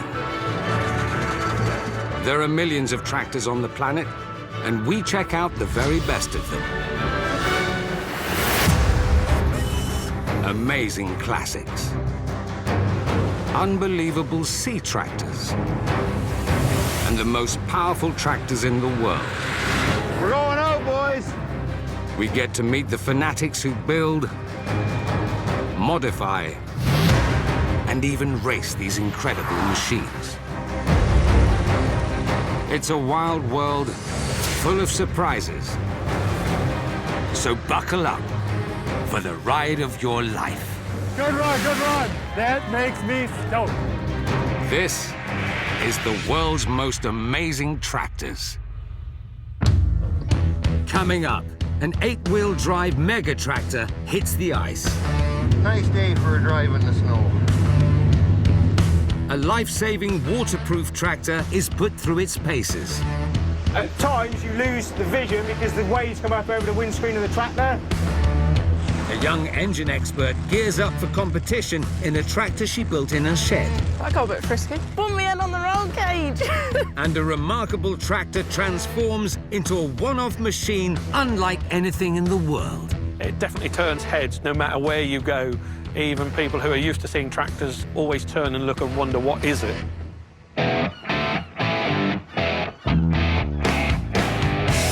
Burnham-on-Sea, Somerset. A seaside town on the Bristol Channel, the world's second highest tidal range. The tides change quickly on this dangerous bit of coastline. OK, everyone, we're going to do the briefing. We're going to do it indoors. Local lifeboats are dispatched from RNLI Burnham. Today, the crew are prepping for an emergency launch. They're led by Lyndon Baker. Right, morning, everybody. A little bit late on the launch. Tide today is 10.5 metres at 10:16, so high tide 10:16. These brave volunteers give their time and risk their lives all year round. And then shore crew-wise, we've got Alan as head launcher, and we've got Jason in the bendy, and we've got Phil in the soft track. Okay. The RNLI crew faced a tricky situation in Burnham. With no slipway outside the station, they were a rescue boat team without a quick way to launch rescue boats. We're some way from the sea here, and we should be able to launch in under 10 minutes, and that's 10 minutes from the pager going off at our crewman's house to getting to the station, getting kitted, and getting the lifeboats down to the beach and launched. In an emergency, every second could be the difference between life and death. So the RNLI invested in research and developed a tractor. This is the Talus MB4H amphibious tractor. It's the first tractor specially designed for launching inshore lifeboats. The MB4H is a lifesaver, packed with incredible features. The driver's cab is totally enclosed. The front and rear hulls are fully waterproof, and it comes with a load of specialist kit, including a winch. It can operate in over 1.5 meters of seawater. But most incredible of all, in an emergency, the tractor can be battened down and left underwater, ready for rescue at low tide. Today's training mission is an essential part of the volunteer crew's work. They need to be on call 24/7, as it's never certain when an emergency might happen. Jason Coombs is one of dozens of volunteers at Burnham. In his day job, he drives heavy plant machinery, but here, he drives the sea tractor. The whole engine compartment is watertight, so when we go into the water, the flaps automatically shut. There's a big radiator underneath that the seawater can flow around. That then cools the engine whilst we're sat in the water. Totally articulated steer, so it makes it a lot easier to manoeuvre the boat into the waves, especially as we come off the side of the slip. But the key thing for Jason, he knows this formidable tractor will keep him safe, even if disaster strikes. It's all made to be waterproof. If we do need to abandon the tractor, we can seal all this door shut. The driver escapes out through the roof, and then the tide can go over the tractor. When the tide's gone back out, get it back out afterwards. We've got a winch on here that if we get stuck or we need to get ourselves out, we can tow the tractor out safely if needs be. The training mission is underway. It's all systems go for the RNLI Burnham crew. For Jason, it's a 3-part challenge. First, get down the precarious slipway. Second, go deep into the sea. And finally, launch the rescue boat.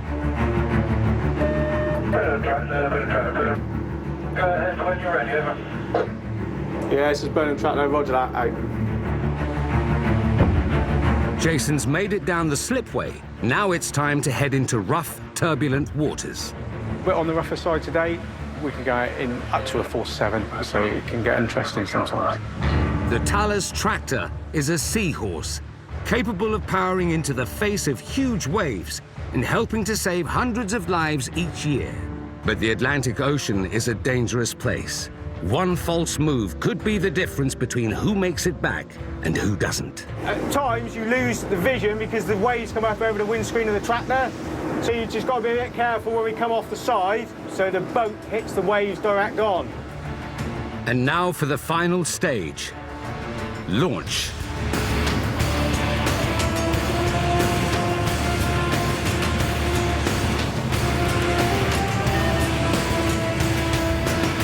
Launching the boat is only half the job. The Talus has to brave the waves and bring back the rescue crew too. It's an operation fraught with danger.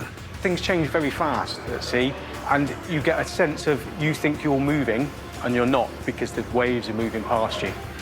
Priority is to keep our guys safe. That's the main one. We counted them out and counted them back again. It's a successful mission. Tricky recovery, some good crewmen on there, so all good.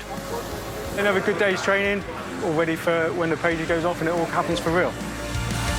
For the brave men and women at RNLI Burnham, having the best kit is essential.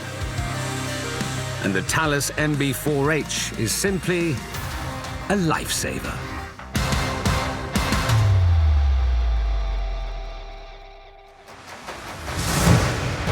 Coming up, the largest steam traction engine ever produced gets resurrected. There you go. Look at that, look at that, look at that. This is it. Get a video up. Oh, we're on. A flower farmer pimps his tractor into something out of this world. It's the only tractor I know where you have to have a cherry picker to work on it with. And a 21-year-old beauty queen test drives her homemade pulling tractor. That moment when you first fire it up, you've got so much adrenaline going through your body. We've already seen a waterproof lifesaver. Still to come, one man works tirelessly to bring a legendary tractor back to life. The Case 150-horse road locomotive was always a dream of mine ever since I was introduced to it when I was 10 years old.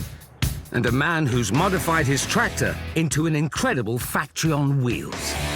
It's quite a monster. It definitely turns heads no matter where you go.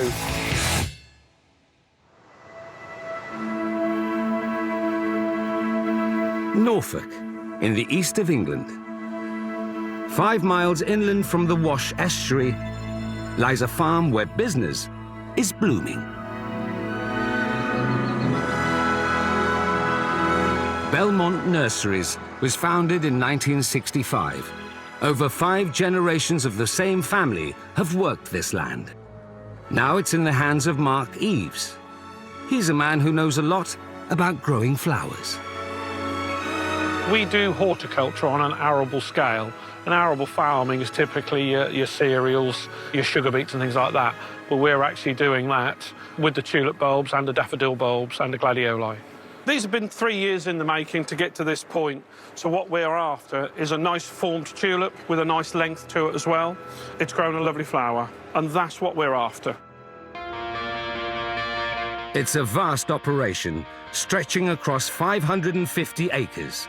Depending on the season, there can be up to 140 people working on site. Mark and his team grow 140 million flowers every year. And tulips are the biggest seller. We've got about 125 acres of tulips being grown outside, and then we've got about 9 acres of glass here, which we're actually turning those bulbs we grew in the previous year into flowers. As demand for Mark's flowers increased, he realized he needed to adapt, and he started making plans. Tractor plans. This is the New Holland T7210. As heavy as an elephant and more powerful than a Suzuki GSX motorbike, it'd set you back the best part of 125 grand. But it's not just the speed or size that led Mark to this tractor. but its adaptability. To maximize the farm's output and keep discerning clients happy, Mark embarked on a project to build a one-off mega machine. We've only had this tractor since August this year. Then we had the tracks fitted to it, and then we had the rest of the machinery fitted to it as well. The tracks, the tractor, the GPS are only part of the story. Once we get the hopper fitted on the top, and then we put the planter on the rear, you'll see the full machine then. I don't know of another tractor like this in the country. The first thing Mark invested in was GPS and software. The technology is accurate to within 2 centimeters, meaning that Mark's tulip bulbs can be planted with extreme precision. Today, Mark's brought in a specialist to give the system an upgrade. Anything you do on the tractor will get sent up to the cloud. Right, so all okay. of your planting data, so, you know, if you're not sat in the seat doing the planting, you can be back in the office. Monitoring what's going on, yeah. At £14,000, the GPS technology is expensive, but it brings huge efficiencies to Mark's operation. The tractor will actually do all of your steering as well. Press that, and the tractor will steer itself. You don't have to worry about it, but it means the operator can then focus on getting the best job of planting. Yeah, make sure the depth is right, making sure the numbers are right, making sure the next lot is coming ready. And yeah, that's it. To drive that all day, every day, that accurate, takes an awful lot of effort, and you become very, very drained. We can drive it without, but it's extremely hard, but it makes us so much more efficient. The tractor has been stood down over winter, but with the software upgraded, Mark is planning to get it up and running again. So with the help of his son Lewis, he's going to start building. That's the top hopper.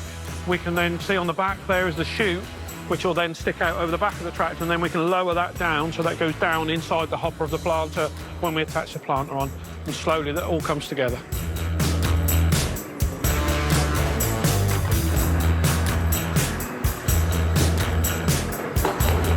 It's the only tractor I know where you have to have a cherry picker to work on it with. We've got to move the arms in, I think, haven't we? This is the planter unit. Pushes us all out the way, which then leaves a sort of valley for the bulbs to drop into. You all right? We're getting there. We're getting there. Yay! So far, so good, but we better go in the field and see if we've got any issues. This is Mark's New Holland T7 210. It's been completely transformed. Now it's a fully modified flower planting machine. There isn't another tractor like this anywhere in the country.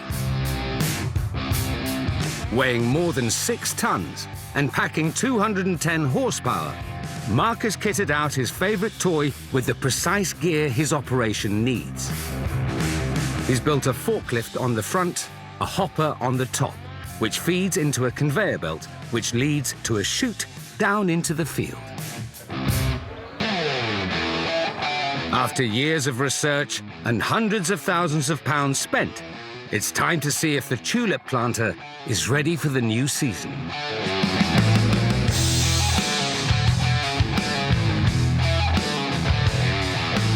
It's quite a monster. It definitely turns heads no matter where you go.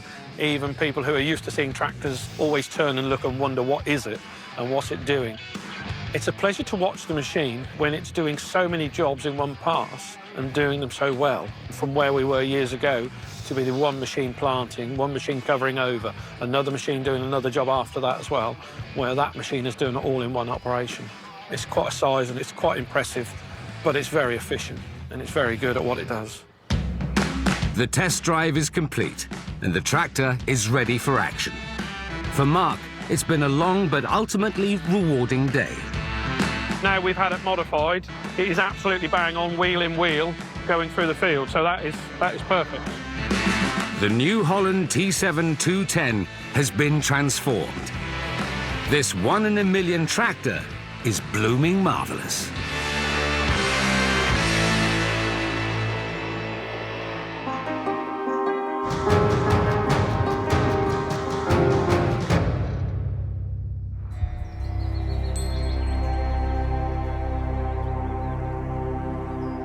Northamptonshire, slap bang in the middle of England.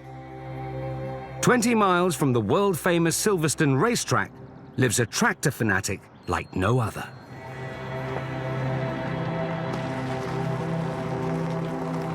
This is 21-year-old Ellie Pacey. She's a beauty queen.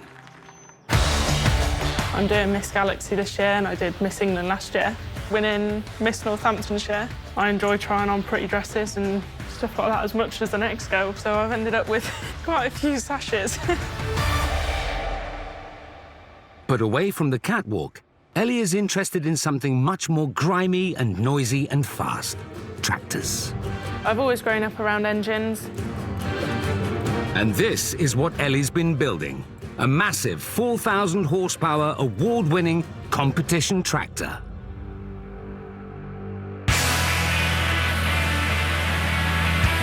Tractor pulling, a high-power, high-octane motorsport where teams compete to see which tractor can pull the heaviest weight the furthest. Tractor pulling's the world's most powerful motorsport. Probably the least known motorsport. I actually went to my first tractor pulling event when I was 2 weeks old. I've grown up around tractor pulling and always wanted to get involved in the motorsport. Half the weight of a monster truck, but packing nearly 3 times the power, this pulling machine is built to win. Now she needs to make sure it's ready for the start of the new season. Ellie's dad, Mark, is the inspiration behind this small tractor pulling team. They build the machine together, but Ellie does the driving. Growing up, my dad's never limited me and has always encouraged me to get involved and to also work on engines myself. 2 motors on the tractor.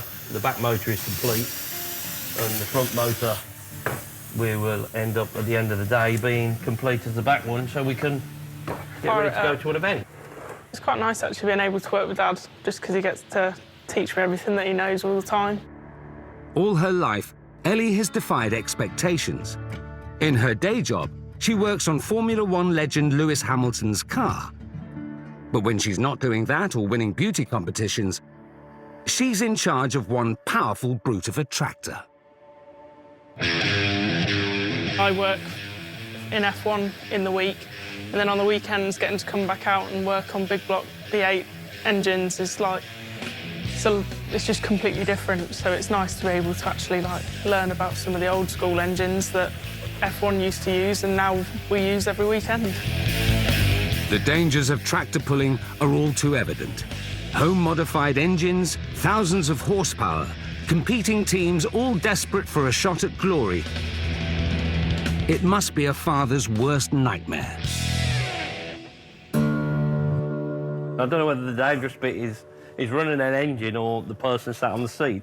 I've lost my eyebrows a few times and the front of my hair, and yeah, I've got a false teeth from, yeah, when something come back and bit me.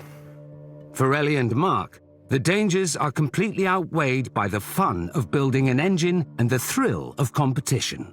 I think the difficult bit in tractor pulling is you only get... That's what? You only sort of get one stab at it, so you turn up at an event and you know, when you go out on the track, there's no practice lap. There's not a lot of practice laps, if you know. You get your run. You get your run and that's it. Ready? Cool. The next part of the assembly is the key to the engine's performance. So this is the bit that puts all the air in the engine. The supercharger not only looks cool, but it boosts the tractor's output to nearly 4,000 horsepower. As soon as you put your foot down, you're gone. You know, there's no lag. You know, you don't have to wait for your performance. It's there immediately, basically. Ready? Yep. Okay. Just like that. Mark and Ellie hope this supercharger will give them a competitive edge. An instant way of making the engine look twice the size it is. For this engine-loving family, tractor pulling is a way of life, but it's an expensive way of life. Some of the top motors in air class are £100,000 each, if you know what I mean. The ultimate dream, to win the lottery would be the ultimate dream. After rebuilding the engine, Ellie's now ready to give her super tractor its first run of the new season.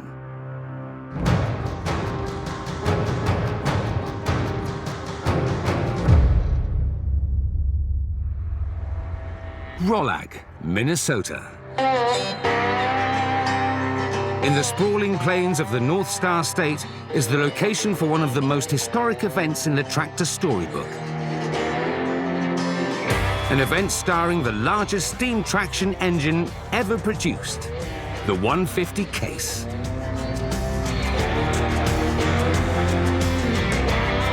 The Case 150 is tractor royalty. Originally built in Racine, Wisconsin, it weighed more than 6 elephants, but traveled slightly slower. And the engine even had power steering. Pretty incredible considering it was designed nearly 120 years ago. With the end of steam power came the demise of the Case 150. But one man was determined to bring it back to life. Tractor enthusiast Corey Anderson. I was 5 days old when I attended my first steam engine show. And so I grew up with a background in steam, learning about the steam engines that were built over the course of the many years. One really intrigued me, the Case 150 horse road locomotive. Curiosity and the desire to bring that engine back to life was always a dream of mine ever since I was introduced to it when I was 10 years old. Corey began his extraordinary project over 15 years ago. We went down to the Case archives. We found all the original blueprints, and so we copied those blueprints. With barely any parts in existence, Corey has had to manufacture them himself. And to do that, he bought a foundry. I started working on reproducing parts throughout the steam engine, which was important because I wanted to be able to replicate parts as much as possible to the original design that they built in 1905. 6 years ago, the painstaking building process finally began. Built the wheels, the drawbar. We did all the heavy riveting. Rear wheels are 8 feet in diameter and weighs about 7,500 pounds in itself. And each wheel is constructed by a lot of steel fabricated parts. But in each wheel, we had 1,200 3/4-inch rivets to put in. I'd come down just a little on the outside. Ooh, look at that, look at that, look at that. That's it, get a video up. Oh, we're on. Nice work, Smiley. Yeah. After decades of dreaming and years of hard graft, the project was finally complete. A 35-ton monster ready to be unveiled. At the James Valley Threshing Show in South Dakota, Corey debuted his brand new historic tractor. So I had no idea, what this thing was capable of doing. 2 John Deere plows joined together to make what is called a 24 bottom plow. And the 150 Case makes easy work of it. We hooked onto the plow and just hoped and prayed that everything was going to go well. And fortunately, it just took off and walked away with the 24 bottom plow and could hardly tell that there was anything behind that engine. It's a show of strength from the Case 150 that's truly historic. It was just an incredible inspiration for me, the amount of people that came out and volunteered and helped throughout the project. From a childhood dream to a miracle resurrection, Corey Anderson has rewritten the history books with this incredible tractor.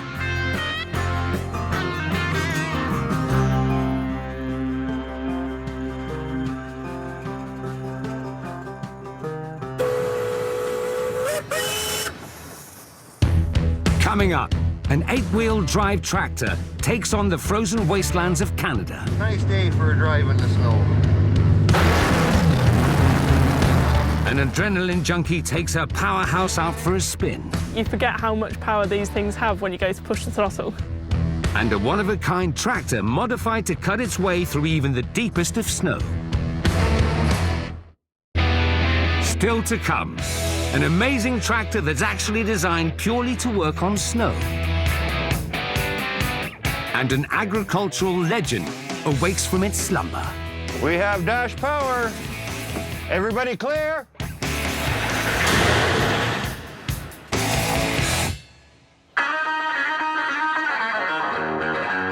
Northamptonshire, UK. Ellie Pacey and her dad, Mark, are preparing for the new season and are about to take her tractor out for a test drive. So, plan today? Get fired up, just get some good data off it, see exactly sort of what fuel pressures and stuff and temperatures it's running. This is Ellie's pulling tractor. From that seat 6 feet off the ground, she's won countless trophies, despite being just 21. No wonder they're so proud of their homemade machine. Yeah, so when we turn up at a pull, you know, you unload, and some of the looks you get on people's faces is like, wow.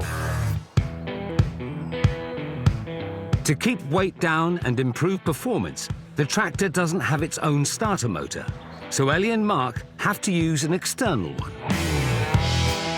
This starter actually runs so that Dad can hold on to the front, but I've got control of it in the driver's seat, so I'll be able to spin the starter as Dad's hanging on to it at the front of the motor. OK. Make some noise.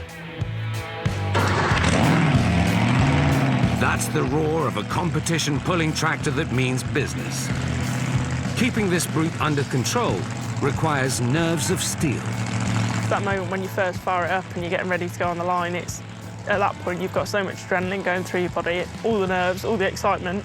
You don't really know what you're doing, but you're just kind of getting on with it. With the engine rebuilt, it's time for the very first test drive of the whole year. 3, 2, 1, go!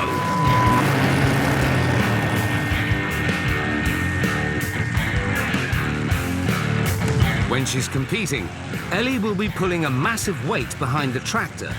The sheer power of the engine will force the nose of the tractor to lift off the ground.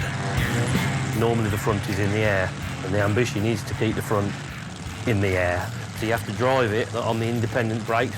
So it's a brake to each of the back wheels. If you want to go left, you touch the left brake, and if you want to go right, you touch the right brake. So like pulling an Arctic lorry with its brakes on. That's the point when you definitely see the engines working. But unleashing all that power isn't always easy. Just I come through the gate, so I blipped it just to see how it was, but there's a bit of a rut as you go into the field, so it's just kind of a bit of a bump sort of thing. It's not just the roar of the engine that can give the driver a sore head. That got a bit frisky. Put me in on the roll cage! You forget how much power these things have when you go to push the throttle. Yeah, no, it felt awesome to get it back under a bit more speed, and obviously hearing it roar again, yeah, just felt amazing. Can't wait to get going again. Despite some bumps and bruises, it's been a good test. Lovely. Yeah, perfect.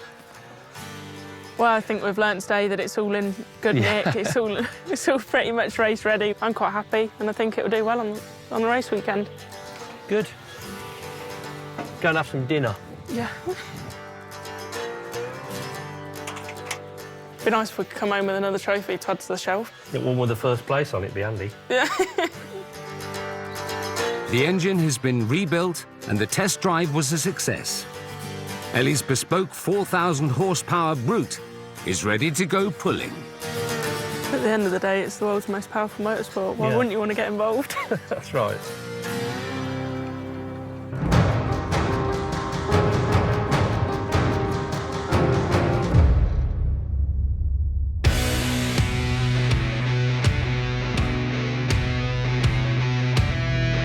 Winter in the vast Canadian state of Manitoba. 70 miles from the US border lies the home of a 1 in a million machine that was once built to work this rugged landscape. Big Roy is the largest 8-wheel drive tractor ever.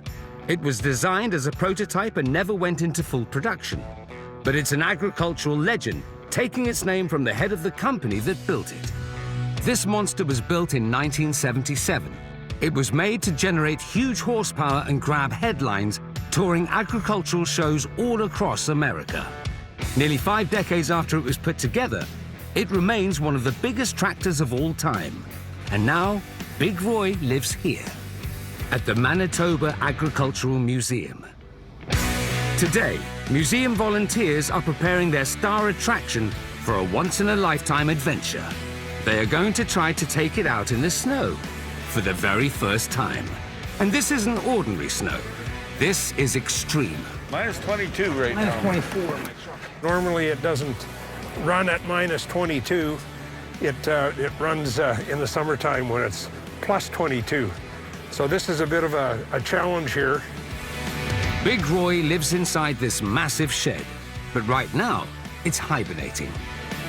Before waking it up, the team need to thaw it out. We're going to tarp it inside, totally cover it with tarps, and then turn on this frost fighter and get it all warmed up. This frost fighter is the size of 3 house furnaces, so it's going to throw a tremendous amount of heat. We got to get this thing up to room temperature. 38,000 pounds of steel, it's got to get warm. This hardy band of tractor enthusiasts are planning to try and run Big Roy in the depths of the Canadian winter. It's a colossal undertaking. The transmission oil and the rear end oil and the engine oil are going to be extremely cold. So in I'm not sure how many hours it will be warm, and we'll get it going then. You ever eaten Jell-O? That's what diesel fuel turns to You in the stuck a cold. fork into the fuel tank and it just sticks straight up. It doesn't flow through the filters. It doesn't do anything until it's warm. Yep. The band of volunteers cover the tractor in a bid to keep the heat in and thaw out the deeply frozen tractor. In a couple of hours, they hope this beast will be ready to wake up. You want it over the back, too? Oh, man, it's pretty shielded back there.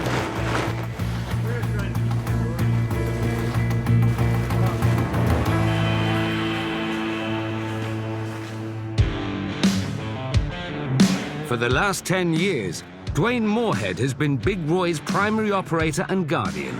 Dennis, up, down. He knows the machine better than anyone else.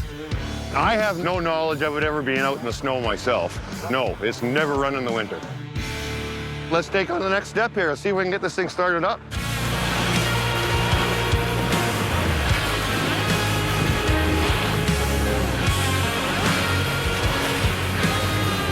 Open the door, guys. Fingers crossed. It's time to finally turn the ignition and get this incredible tractor moving. So 2022, first winter start of Big Roy. We have dash power. Everybody clear? Time for the moment of truth. Things are going to move forward, and I feel that confident that it's going to run. We're going to get this out of the way. Come on, lady. Big Roy doesn't look like it wants to wake up. Listen to the big roar of Big Roy. It's alive! Very clean, very clean. Excellent. This is Big Roy, over 30 feet in length. It's not just two-wheel drive, it's not four-wheel drive. It's an 8-wheel drive monster machine, and it's alive. And the next mission for this brute of a tractor? Taking on the harsh Canadian winter. How will it fare on 2 feet of snow and in sub-zero temperatures?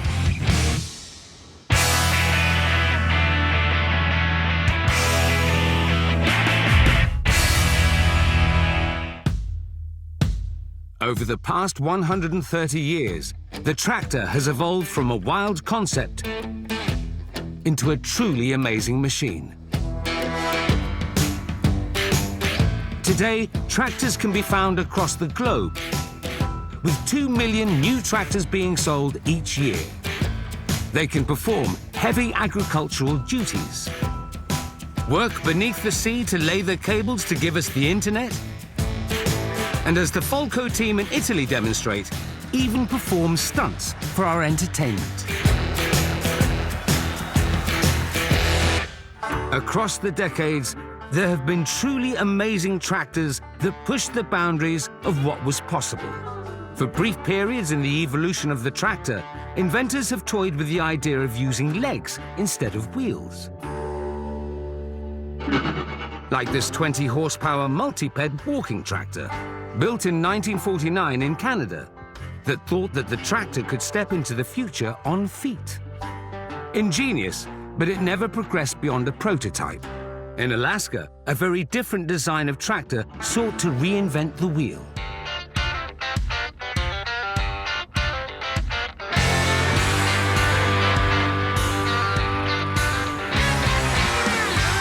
In 1926, the Armstead Snow Motor Company developed a curious kit for a Fordson tractor, which featured 2 torpedo-like screws capable of propelling the tractor across the freezing landscape. The company even claimed that the contraption was able to pull 20 tons. The Fordson Snow Motor was such an exciting prospect that it soon attracted the attention of expedition leaders. Now, the originally built and designed was going to be used to haul fuel and supplies from Nenana, Fairbanks area, up to Wereld. It ended up, it never happened. These things were designed on the East Coast where the snow was wet and heavy and would compact very well and had good traction, where here in Alaska, our snow, as you know, is kind of like sugar. It uses just the main transmission for the power, still uses the same master clutch, suggestion of a brake, but no real brake in there. I don't know what it would do if you were going down a steep hill. We'd hopefully never have to find that out, but it could be interesting.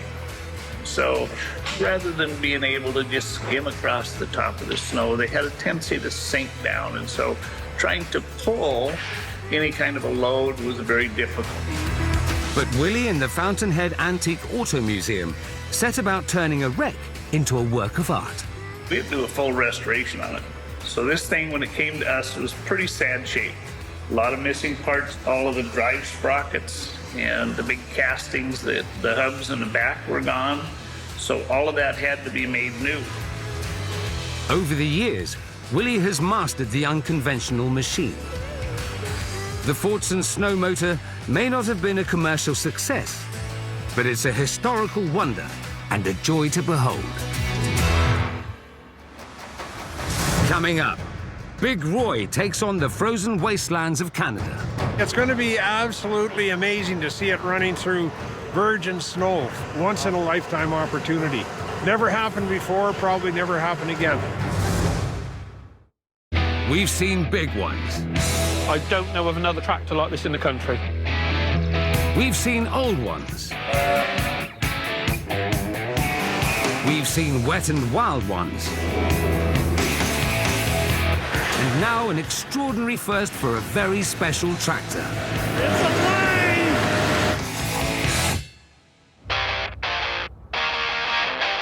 Austin, Canada, home of the Manitoba Agricultural Museum. And one of the biggest tractors ever built. It's a Cummins engine. It's a 19-liter, 620 horse. It was their big motor of the day. If anybody on the road had a highway tractor, none of them had anything as big as that engine. Because it was a prototype, you can see how changes were made over the years into the changes of the design. You can see all over the tractor where things were cut off, re-welded, changes were made. It was never designed to be sold to anybody in this configuration.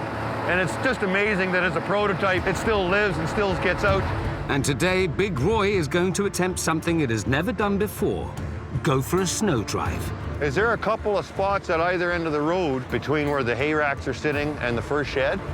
But everything needs to be planned with the utmost precision.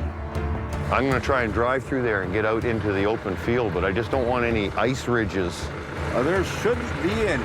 Can we make it all the way around, like up this way and back through? Once if you go swing to the right of the racks. Yeah, and then right up close to the shed. There's been no traffic up in there. Okay, let's do that. Dwayne Moorhead is Big Roy's guardian. He wants to achieve a historic first and test the tractor in the extreme Canadian weather. The temperature is -22 Celsius. In all its 45 years, the tractor has never experienced anything like it. The tractor is a long machine, and it's designed to pivot in the middle, but it doesn't pivot this direction. The transition coming down out of the building with the ice buildup, it's pretty steep, so we got to be slow and careful about that. It's a dangerous operation, but for this band of enthusiasts, the chance to make their own bit of tractor history is a big deal. It's going to be absolutely amazing to see it running through virgin snow. Once in a lifetime opportunity. Never happened before, probably never happen again. Checks completed. It's time for Dwayne to climb all the way up to Big Roy's massive cab. So inside the cab, you can see the driver's area, steering wheel, the throttle control, clutch pedal and brake, pretty straightforward. It's got a handbrake down here. Your fuses for the dash are in an open area. The 2 shifters, 2 transmissions, and they are of a thing to shift. It's quite a little unnerving, actually, because of its size. I'll demonstrate as I sit down in the seat, and I stand 6'2". My head is just above the monitor. As I look out over the grill, there's 30 feet in front of the tractor where you just can't see what's in front. Now it's time to see how this 45-year-old super tractor handles its first taste of snow. And here we go.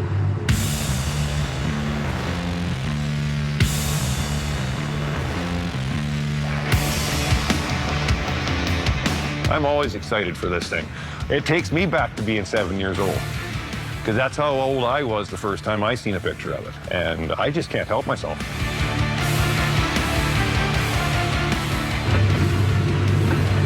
Shifter to work. Big Roy is up and running. 30 tons of legendary tractor is on the move. Nice day for a drive in the snow. For all that 600-plus horsepower, getting this 45-year-old giant to behave in the freezing conditions is no mean feat. What a behemoth. It's a lot like steering your apartment building down the road from your balcony. The tractor was designed for Texas and Australia. They would never even see these kind of temperatures. The hydraulics are very cold and stiff. It takes all of Dwayne's years of experience and not a little brute force to guide the tractor through the treacherous conditions. In a tight corner like this, but it really does lean over.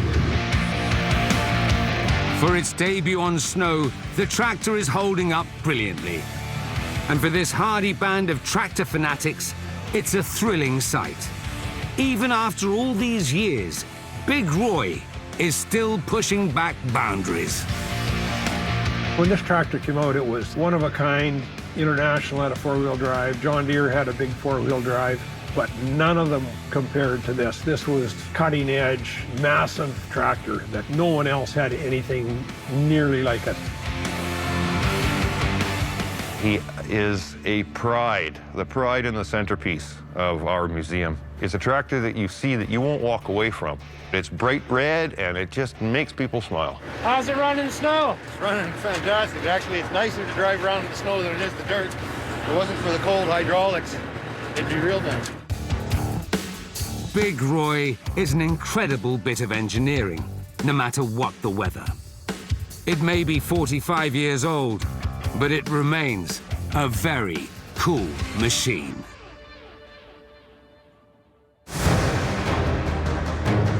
Revealing how 4 iconic aircraft became masters of the sky, British planes that won the war with Rob Bell is brand new next Friday at 9. Break out the leg warmers and lacy shirts as we're getting the party started next with Britain's favourite 80 songs.